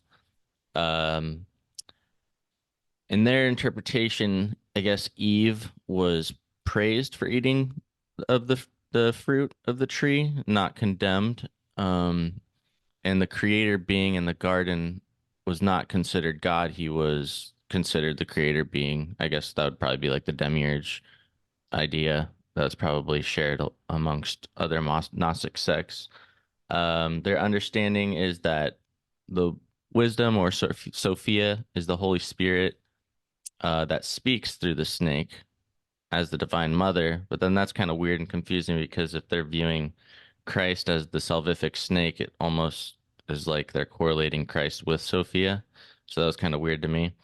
I guess they had a ritual of baptism combined with an anointing white life-giving oil. And then they had this ascension rite ritual where a father, like a ceremonial leader, would lead the ritual of ascent past the 7 planetary rulers with particular formulas for each ruler. And in their view, the door out of the cosmos was the constellation of Draco, which is also a snake. So that was interesting. Another symbol for them of Christ, I guess. And this is the doorway into the immortal supernal realm. That's basically like their path to salvation. That's how they see it. Um, so apparently, heresiologists have hunted and criticized this group long into late antiquity. And this, when I was reading it, it kind of reminded me of Saint Patrick, because he was said to have rid Ireland of all the snakes. And, but being that there's no snakes in Ireland, like, what does that mean? So then I was kind of like looking up if there was Means he any did a good Ireland. job. Yeah. I was kind of looking up if there's like any Ireland or Ophite connection. And I did find like this text on sacredtext.com about the serpent faith of Ireland and the druidical serpent of Ireland, but I don't know if that's like necessarily tied in, but I thought it might be interesting. So there might be a connection there, just as a little side note. And then that also, I was thinking of the bronze serpent cross. So like Moses and the brazen serpent, uh, representative of when Moses prayed to God and received instructions to make the bronze serpent and set it up on a pole. And when the people beheld the bronze serpent, they were healed, thus restoring their faith in God and Christianity. So this passage is regarded as like, a foreshadowing of Christ's sacrifice on the cross. And then kind of thinking about the serpent on the cross, it kind of reminded me a little bit of the like Asclepius. So I don't know. It was just kind of interesting, like researching all that. But did you have any other interesting thoughts on the Ophites? Well, there's a lot there. Well, the interesting thing for me about the brass serpent, uh, is that it healed people, but it healed people from a very particular thing. It healed them from snake bites. Oh, okay. Yeah, so it was like, um, yeah. Christ also says in the New Testament, as as the snake was raised up the rod of Aaron, so must the Son of Man be raised. So he talks also about it directly there in the canonical Gospels about being raised like a serpent. He also admonishes his followers, when going out into the world to be as shrewd as serpents. Mm. I think the word is Like wise? phronimoi. Yeah, but it's the thing is it's not the same as again, right? We come into they have a million different words to explain a slightly different variation of the same thing. And so phronimoi was actually more like shrewd, and shrewd is like, I want to say like street smart, Mm-hmm. you know. So so that's pretty interesting because the serpent has always kind of had this, it's sneaky. You can't fucking hear it. It Mm. sneaks up on you. You know what I'm Yeah. saying? Like, that's the whole thing. That's why it's always kind of portrayed, or not always, but a lot of times it's portrayed as a deceiver because Mm. it's sneaky. Um, but I don't know. The Ophites are interesting to me. I think you said mostly everything that I kind of know about them. There's not a whole lot known except for those Ophite diagrams. We don't have a lot because I'm pretty sure Hippolytus wrote something called the syntagma, which means like dogma is like an agreement and sin means with. So like syntagma is like with a concordance or something like that. And it's supposed to be this voluminous work that talks about the Ophites, and we don't have, it's lost. So we have, a lot of the extant historical evidence that we do have and can refer to, we're missing the key, which is that syntagma for the Ophites. We do have those Ophite diagrams. I find it very interesting that they're called travelers of the cosmos or wanderers through the cosmos, because not of the desert, not of Yeah. the country, of the cosmos. Because what were we just talking about, right? The Gnostic rites of theurgy. Yeah, exactly. The Hebrew version of that, which didn't happen until the Hebrews met the Greeks in Egypt, and spent time under the Alexandrian and Ptolemaic and then Roman, basically Greek, sort of peoples. Then you have the Septuagint and the Merkaba literature, and the Merkaba it's Hebrew theurgy. It's the same thing. Yeah.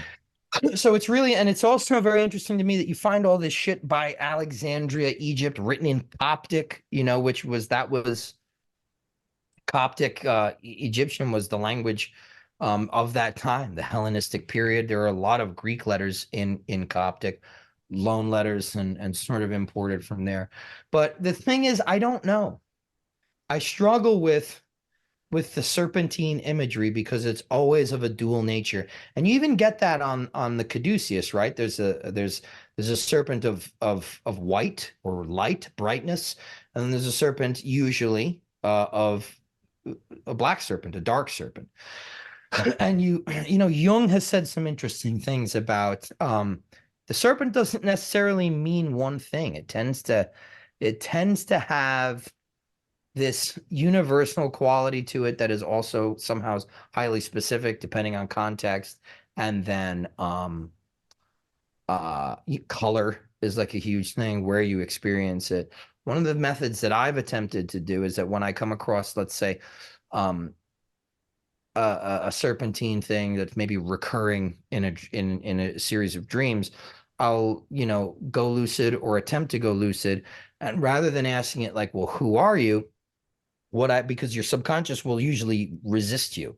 It will, even if you are lucid, it will normally tend to things that are meant to communicate to you, portions of your subconscious. When you go conscious in a dream, they're not going to a lot of times they're not going to spill their guts, right? Because it has to, the whole reason it's there in the dream in the first place is because you can't fucking handle hearing it said in plain words. So what I find useful is, rather than like, who are you? It's like, what do you want? And then you get a much better, much more useful sort of clue as to what that serpentine image is for you personally in that dream. But universal sort of serpent imagery has been around forever. And it's something that is so apropos to whatever the fuck is happening right now in the world, because people are coming to me telling me their dreams, snakes everywhere. There's even like, groups of people, little pockets of like magical practitioners getting in touch with these serpentine sort of energies that aren't actually snakes, but they behave in a serpentine manner and things like that. And if you look at like that Ancient Apocalypse series on Netflix with like Graham Hancock and stuff. I love Graham Hancock. It was a great series. At those cataclysmic periods that we find those sites, those complexes, fucking from those like catastrophic eras, is riddled with serpentine imagery. Oh, that's trippy. It's like everything has to do with snakes, but in like pertaining to the end of civilization for that period. The snakes come out. Damn. They do. So I'm not convinced that, what's the key feature of the snake? It's got a forked fucking tongue, and he's the old serpent for a reason, because he's a deceiver. He can make you think he's the fucking good guy. That's exactly what I think the metaphysical sort of, play on Lucifer is that truly, I think the darkest force in this world loves pretending that he's a being of light. So that whole horse shit about Lucifer being, of course, the agent of darkness, the agent provocateur in the universe, he's going to love making you think, well, no, he's a being of light. That's where the knowledge is. No, it's a being of fucking consumptive darkness. But he's going to fool you because that's what he does. Traditionally, he's a deceiver. He's a tempter, accuser, deceiver. So I don't really know. I kind of go based off of, you shall know them by their fruits. Yeah. Right. Christ says that. So if I see somebody that's living a completely decadent, hedonistic lifestyle, not caring really much for anybody but themselves, indeed, I don't give a fuck what books you read. I don't give a fuck what your status was, your last Facebook status, about how altruistic that was. If you don't live those fucking things in a way where it permeates you, um, first of all, you're full of shit, and B, it's like you're definitely not, and now the issue there is like, okay, well, everybody seems to have a different idea of how to do good, Hmm. but at the end of the day, I think um there's this ineffable something, because the line between good and evil is typically crossed by zeal. And that's what we really don't like about each other. Mm. Zeal keeps getting the people who are on the right side of the line to really quickly, without even realizing it, be on the wrong side of the line. So, it's a very fine thing to have happen there. As far as Ophites and things like that, I think you hit on all the major historical points. But I think that this is the way I'm conceptualizing this whole snake as savior uh dichotomy. Because people say, like, yeah, well, they referred to the Christ as like the wise serpent and all that. Yeah, they called him a lot of fucking things. Right. I mean, and first of all, what translation are we talking about? Are we Hmm. talking about apocryphal books? Are we talking about, canonical? Are we talking about Gnostic? So that's one of those areas that's really great for me, and I feel like I have to resort to personal understanding, personal gnosis, and experimentation. But I'm not gonna like, yeah, I'm not gonna start making like a fucking Facebook group about it. Like, Yeah. I wanted to ask you about the, I wonder if this diagram that I came across is similar to the one that you've seen. And I wanted to see if it kind of matched up with other Gnostic understandings. It was this Ophite diagram, and it, like, at the bottom, it has, let's see, 10 spheres, and it's in the terrestrial atmosphere, and it shows, like, Michael, Raphael, Gabriel, the different angels, archangels in there. And then above that, there's a sphere that says Leviathan. And then within that, there is 7 spheres. And these names on here, I'm not really too familiar with. But this is you want to in, screen share, or like yeah, send it to yeah, me that'd now? be cool. Let me do that. Share screen and preview. Share. All right, let me know if it pops up for you.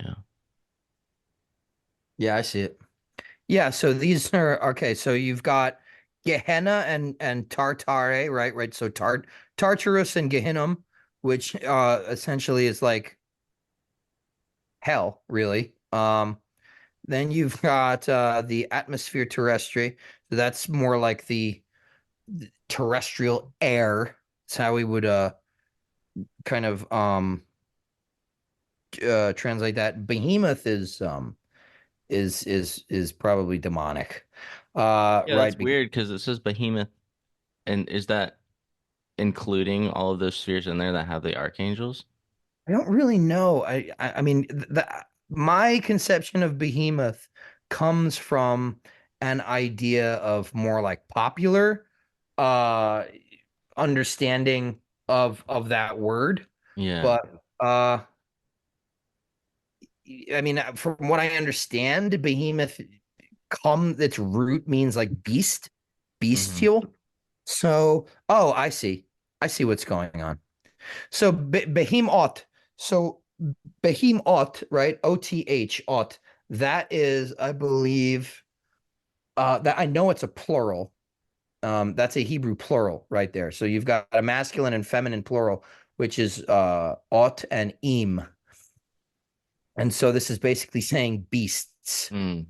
And what you're seeing there is, if you look in those little circles, you're seeing animals. Yeah. There's a lion, there's a it's the wheel of the zodiac. uh or at least I think it is. How many circles are there? 1, 2, 3, 4, 5, 6, 7, 9, 10. No, so But three of it's them have question marks, so yeah, I know. This is definitely a copy, though, So yeah. they I just pulled probably, this one off Wikipedia, so I don't know. yeah, because this is like, this looks like it was penned probably in like the 18 or 1900s, but they were probably copying it off of things that they couldn't really understand.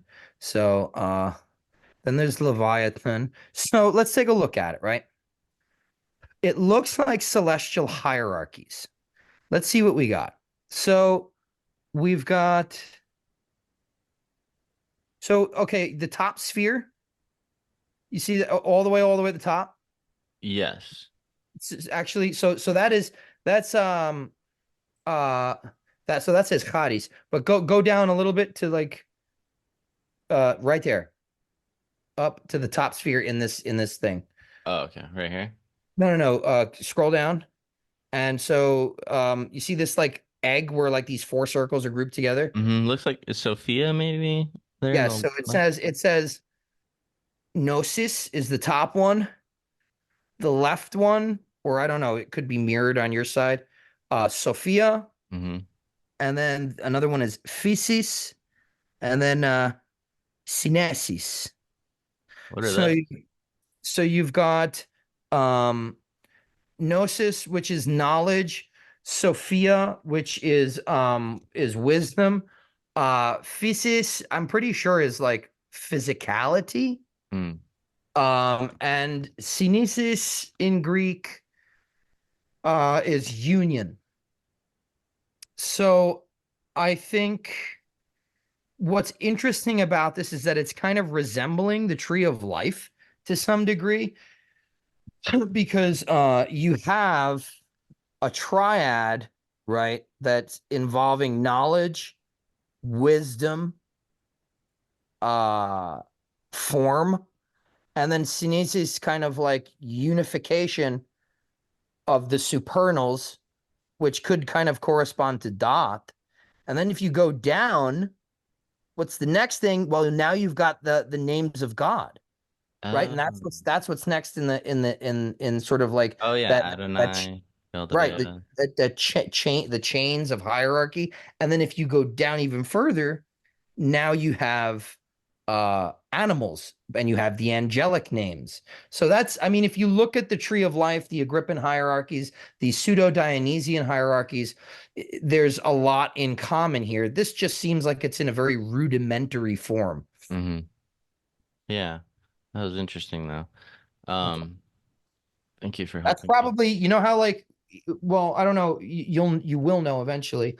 In the Golden Dawn, when you're about to do your invocations and stuff, you got to memorize all the different names and coming down the chain of flow of divine hierarchies and always invoke the highest first.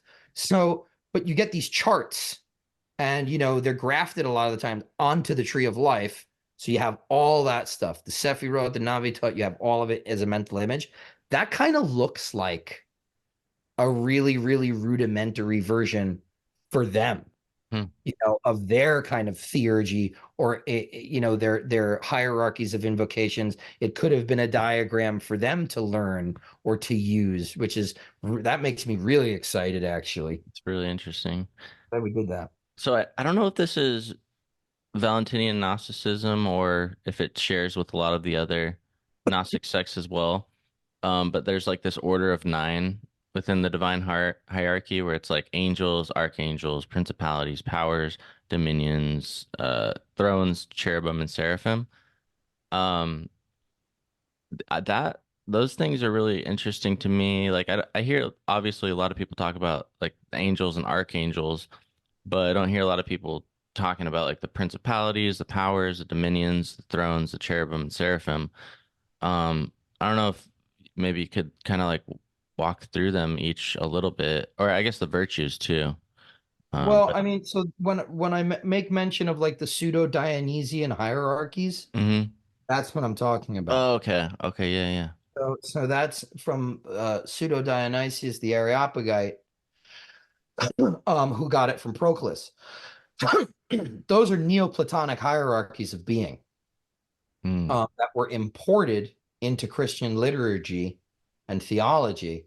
Those are still used in masses, and you even see in Paul's epistles, he talks about them, right? He talks about in that very very famous line. It might have been, I think it's Ephesians, one of the Ephesians, and he's talking about we fight not against flesh and bone. We fight against principalities, thrones, archons is actually a word he uses, rulers, as we spiritual wickedness in high places. So that's what he's talking about. He's talking about, like, you don't understand. That is exactly what Paul is talking about.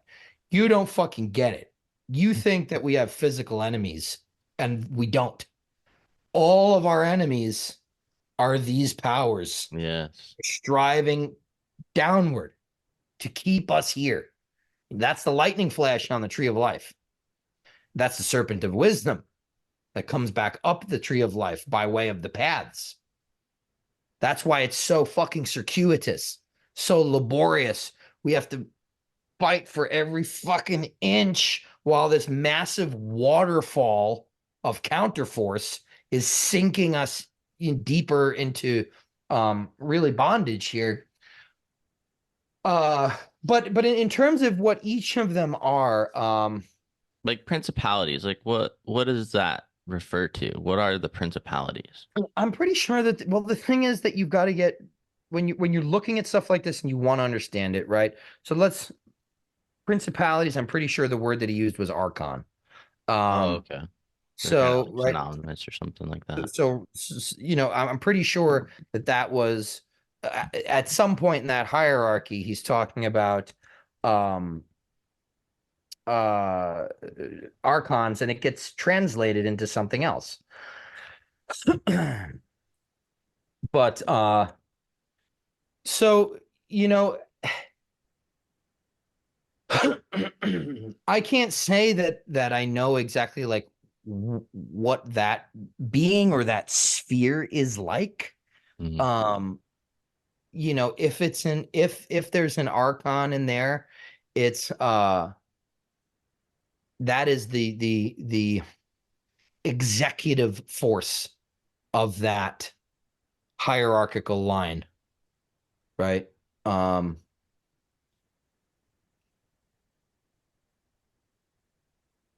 Yeah, I don't know if I'm going to be able to find the actual Greek for that. I would love. I know I have it somewhere in one of my liturgies, but it's What in my house. what about the powers or the like the dominions? Anything about those that I mean, in terms of what are we looking for? like how do they differ from I mean, or I guess they are all considered angelic, because there's like when it starts out it's like angels and archangels, then principalities, da da da da, but it's like these are like the 9 orders of angelic beings or something too. So that's where I was kind of confused. Well, they're celestial beings, so they're heavenly beings. So they don't have any physical representation. Hmm.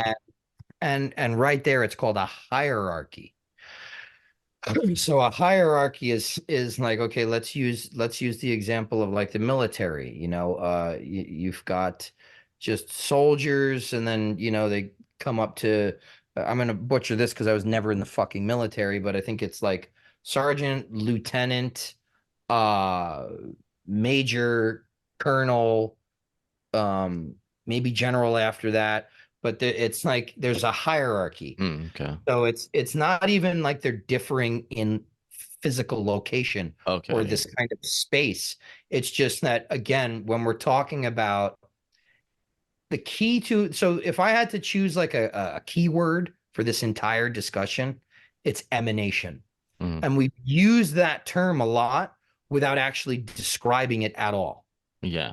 And so this is essentially the idea of this entire thing, everything we've spoken about, the pleroma, the Ogdoad, the eons, the archons, the descent of the logos to this side of the veil, the becoming of Christ, and the reascent it's completely dependent on emanation. And the thing is that we tend to look at it as vertically, and it's just because that's the way we have to Yeah. conceptualize it. It's not the case. If anything, like these things exist coterminously, meaning they occupy the fucking same space all at once. Physical, non-physical, all of it is happening right here, right now, all the time. Okay. And it's just about how do you access that place? Well, you access that stuff through the mind. And the thing is, in order for the mind to have any directive, any kind of thing with which to work to conceptualize these things, you have to create a map. Because then you close your eyes and you go into vision and you have no fucking clue where to go from there, right? It's like, how do I know where I'm going? How do I know how to access these states?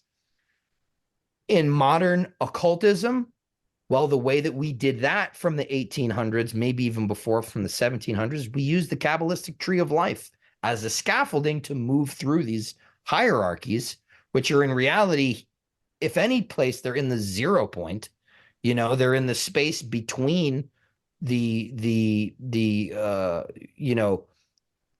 smallest possible atoms in our physical existence, that space, that quantum space through which the subatomic particles kind of like just burgeon out, making no sense, just complete randomness. If I would say if it was anywhere, like that's dot. Yeah. If somebody had to say, tell me where dot is physically, I would say it's the subatomic region. The 0 point, energy. That's that space of 0 point infinity is right there.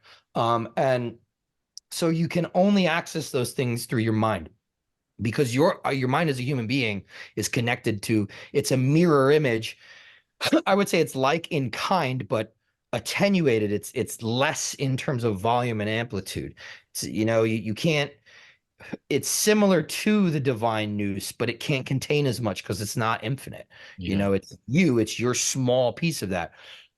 So your mind can't hold it all, but your mind can connect with the divine nous and have access to those things without necessarily being able to understand them. Right. So we have to create vocabularies and maps, so that we need a map. So I know I need to be able to direct my mind to access that state.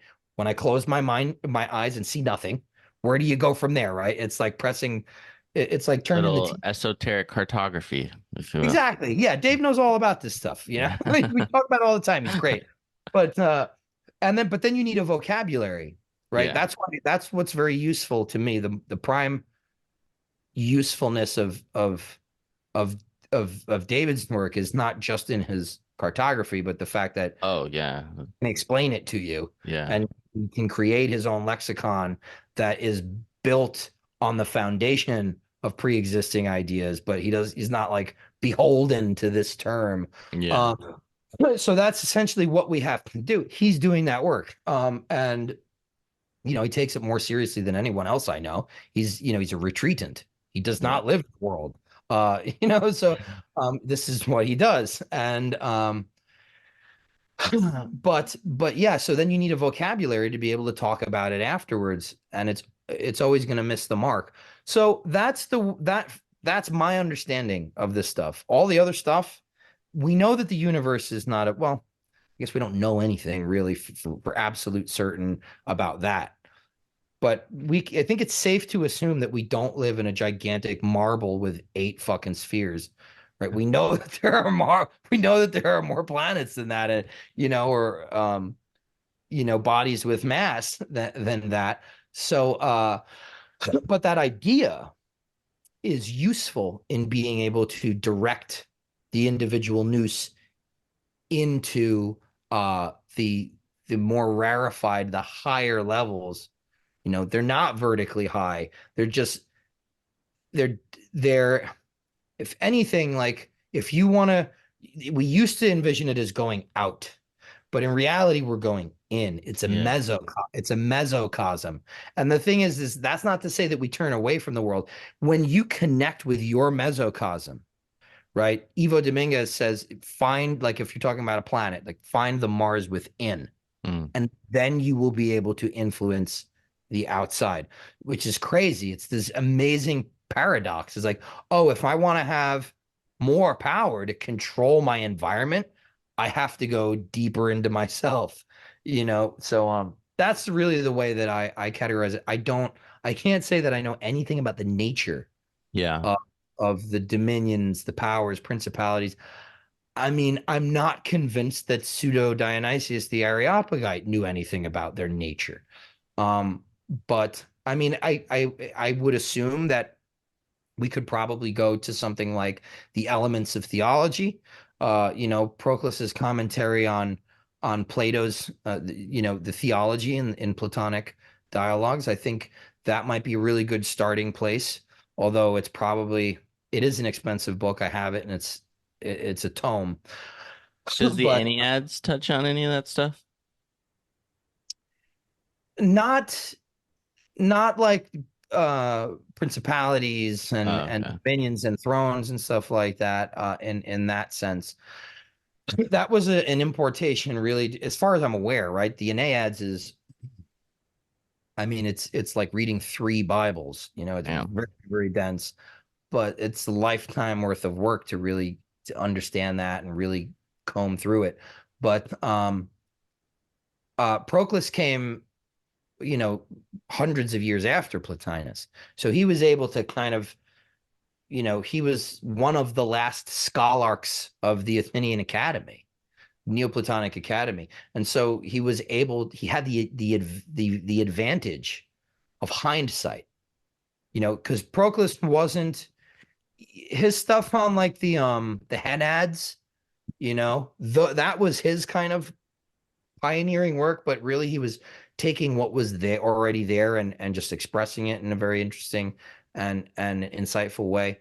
And to a degree, that's what Plotinus and Iamblichus did too, but there was just more of an originality in Plotinus's work. Yeah. So, and Plotinus was the one from where we get really the emanative cosmology.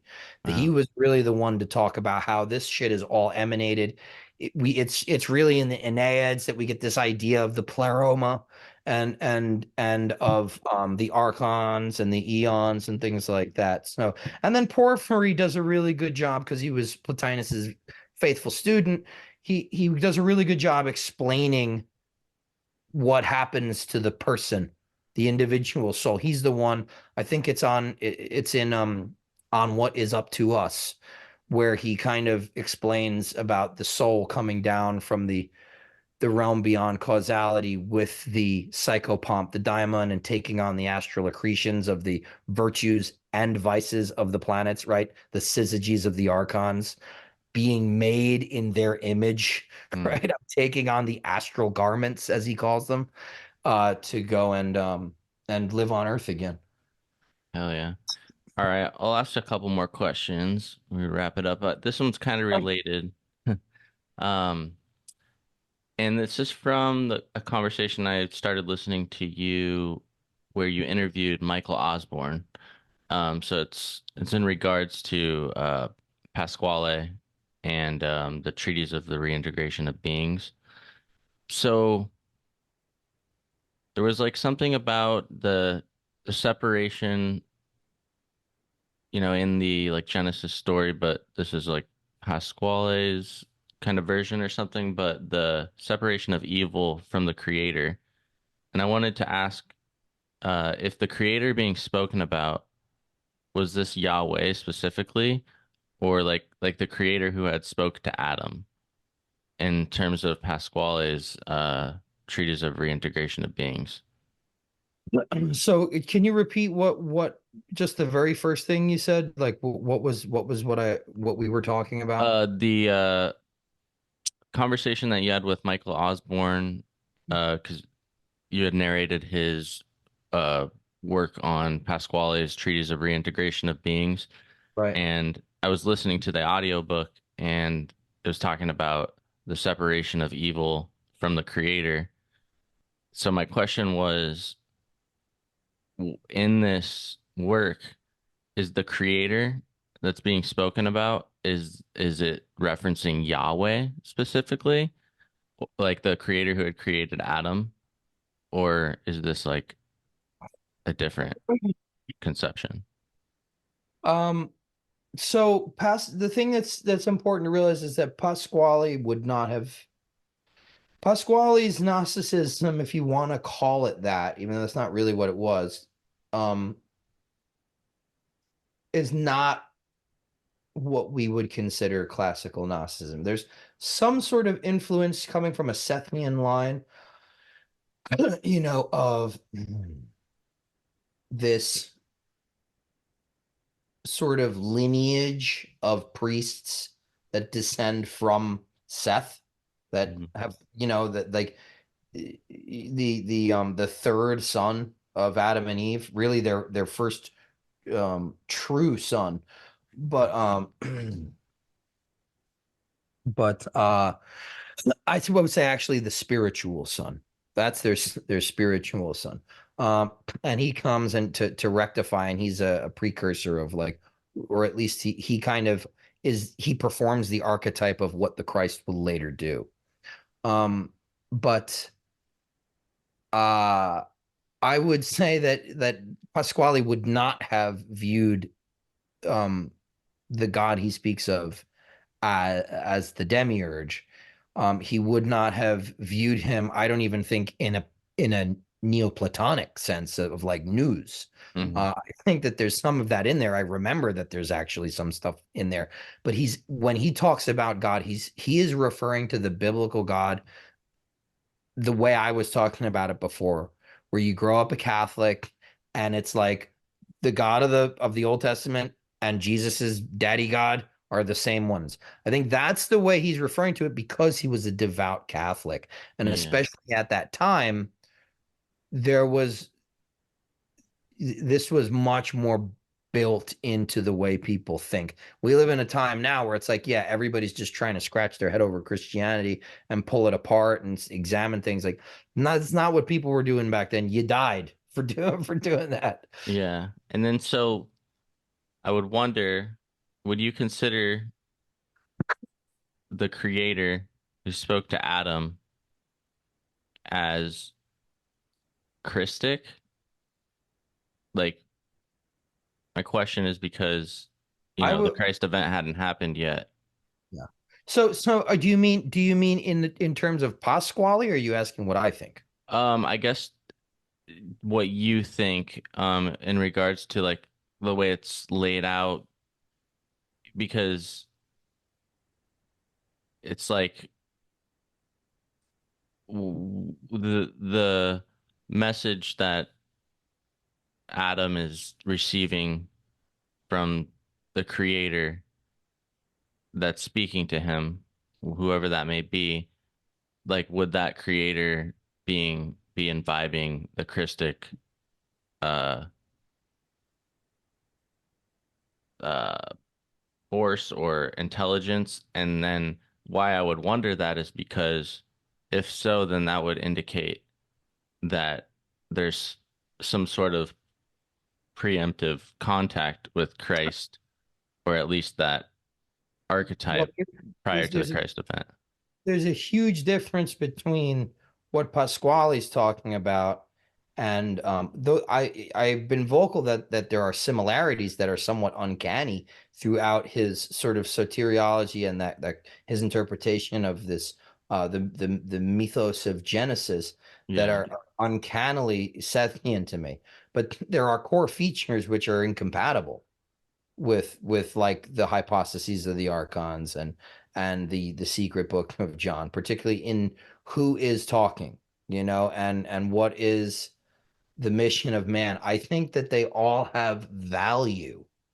And again, these are analogies. I don't think anybody I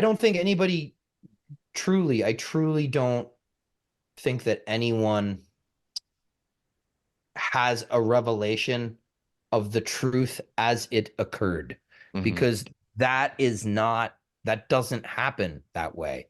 And I'm not saying that revelation doesn't happen that way. I'm saying that creation doesn't happen that way. Like, I don't think like a big being in the middle of outer space fashioned a primordial man and said, Adam, so it's like, so it's like, I can't, I can't toy with the personalities. What I'm trying to figure out is, what are they all saying in common? Yeah. Because we're just using symbols. It's just symbolic. And that can be very disappointing for somebody that's been in the occult for a really long time. But the thing is, it's not that it's not real. It's just that it happens in a way that we can't talk about. So we have to kind of talk about it like this. So what I would say is that in my own belief, human beings ended up with a consciousness that is godlike compared to everything else here. With that consciousness, we can either make we can either raise ourselves out of the material paradigm and the material universe. I do believe in the continuity of consciousness. I can't say I know definitively what we're here to do, but I can say that part of spiritual training is always morality, particularly at the earliest levels. So there's a correlation there. I don't get to start moving upward and outward and having a spiritually evolutionary experience until I first become moral. Right? Being able to do magic and call on fucking spirits has nothing to do with spirituality, has nothing to do with evolution. All it has to do with, again, is material power. That's all it is. I want this in the material realm. I'm fucking lazy. So I'm just going to call on the spirit to do it for me, because I either don't know how to do it, I don't have the confidence I can do it, and I can't get it done quick enough. Okay, that's just the bare fucking facts. Why else are you in this? Why are you doing this? You can't, there's no other reason to do that without lying to either me or yourself or both. So then there's this other trajectory of spiritual ascent, where I am relinquishing, I'm letting go of my material desires and attachments. And that is helping me it's helping my consciousness to prepare for death. And not only for death, but what happens after death. I'm letting go. I'm not obsessed with the lower. I can move on. I can get the fuck out of here and back to where whatever made me this hyper intelligent monkey, this spark of the divine, can go back to where it's comfortable, because it's not comfortable here. This is not a realm where the divine is fucking comfortable. That's why we have this nature that like eats itself, tears itself apart. But I think that is really the thing, is I don't think we're not supposed to make this a fucking paradise, right? I mean, like the untouched parts of like New Zealand and the Azores and stuff like that, that's already paradise. And things have to eat each other to fucking survive. That's the closest we're getting to paradise on Mama Earth here, right? Again, it's Mother Earth, that sort of condensation into the material. And so it's the Sky Father. We move upward. We're getting out of material toil, the necessity to survive, the necessity to provide, the urges we have towards procreation. You know what I'm saying? That like can drag us down, make us fight for territory, fight for mates and things like that. I mean, really, how the divine is not comfortable in a realm where it has to behave like a beast. This is the story. This is what Plato was saying. Plato was very good at, because he was saying, the myth would save us were we convinced of it. If more people just like tattooed that on their fucking forearm, or like just had it in their on their windshield on the inside, like eventually we'd get to this point where we understand. We're not saying that this stuff is made up. There is a basis, and it's a basis that informs everything we do, but it's metaphysical. And you can't talk about metaphysical with physical concepts. And so that's really what how I have to delineate this stuff, because you look at Pasquale and he's talking about, well, God made Adam this prison guard, and we've trapped the demons, and I'm going to teach him to be good. But then you look at all the other Gnostic stuff, the earlier Gnostic stuff, and it's talking about like, no, we were trapped, we were tricked. And you know who tricked us? That same God who told us we were going to be the prison guards, and he's got his minions that we were supposed to come here and like flail or like rehabilitate. Well, now they're kind of our prison guards. So there's not, and then, I guess if you could say anything about the Christ, it's the redemptive capacity for change. One of the interesting things to me is about like, I find a huge consonance between Tifereth, like Christ consciousness, and the universal Mercury. So it's like those are all kind of, they're very, very, I think, inherent to like the heart-centered living, things like that, and balance, central agency, right? Tifereth, really being the location on the tree of life that, to me, it's the Kabbalistic proof of the existence of a Christ force in the world. And it's at the mediating point of the tree. It's in the center. Same thing with like a universal Mercury. You're marrying opposites to become this divine androgyne, this rebus.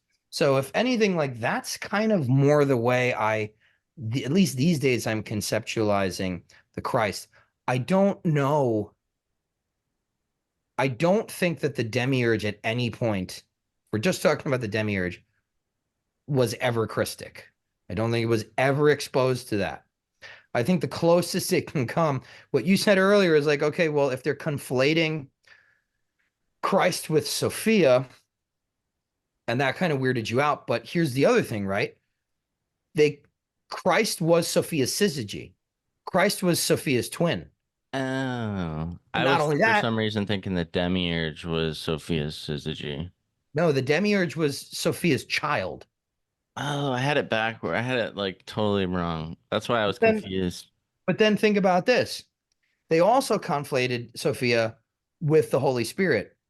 And that's part of the Holy Trinity, right? God the Father, God the Son, God the Holy Spirit. God the Son and God the Holy Spirit are united in God the Father. They're two parts of one thing. So yeah, absolutely, that's the case. And here's the thing. To kind of like, I don't know what you call it, like backpedal, or I don't know. I'm reneging, I guess, or like speaking out of both sides of my mouth now out of necessity. If Christ was the Word and nothing was formed that wasn't formed through the Word, well, then by sort of association, the demiurge, Yaldabaoth, whatever you want to call it, had to have been created by the Word. So if that's the creative agency of God, and Yaldabaoth was something that was created, then it has something to do with Christ as Logos before it descends. Yeah. But I think I struggle a little bit with I guess what we're trying to get at. If anything, what I would say is this: Adam. There's a way in like esoteric occult societies that they put it. To become the Christ, you have to become the second Adam. The second Adam is the one that is crucified on the infernal waters of Thoth. Well, nice. All right, so I got one more question. Sure. And it's also kind of related just because it was an interesting part of Pasquale's work. I don't know if you recall, maybe you do or don't. There was this part where it was talking about like spiritual clouds versus material clouds as like God's shadow or something like that. Do you know what I'm talking about? Vaguely, yeah. I mean, there was a ton of very, very obscure shit, and I would go in and out of trance. But yeah. Again, is there something particular that you were wondering, or? No, I just thought it was like a cool analogy, and I didn't know if you had anything you could elaborate on with it. I just liked the terminology and stuff like that, but like how I was curious about like maybe to get you to elaborate on God's shadow and like what how you would describe that. Sure. Well, again, there's a, I started learning all this stuff so that I could like be more, I guess, descriptive and eloquent in the way I talked about this stuff. And there's a certain point where you hit that sweet spot and it's like really happening.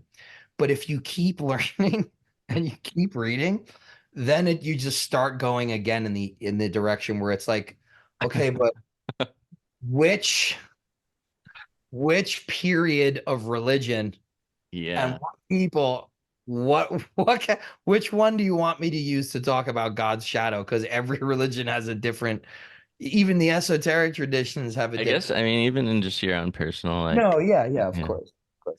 But I would say that there's a commonality to it, and then the commonality is really God's shadow is physicality. That's really what it is. If you think, let's go with our tack of emanation. One of the things about emanation is that there's a proximity issue. The further away you get from the source, the denser or more obscure, right? So God's shadow happens the minute that God decides that he's going to be God plus one.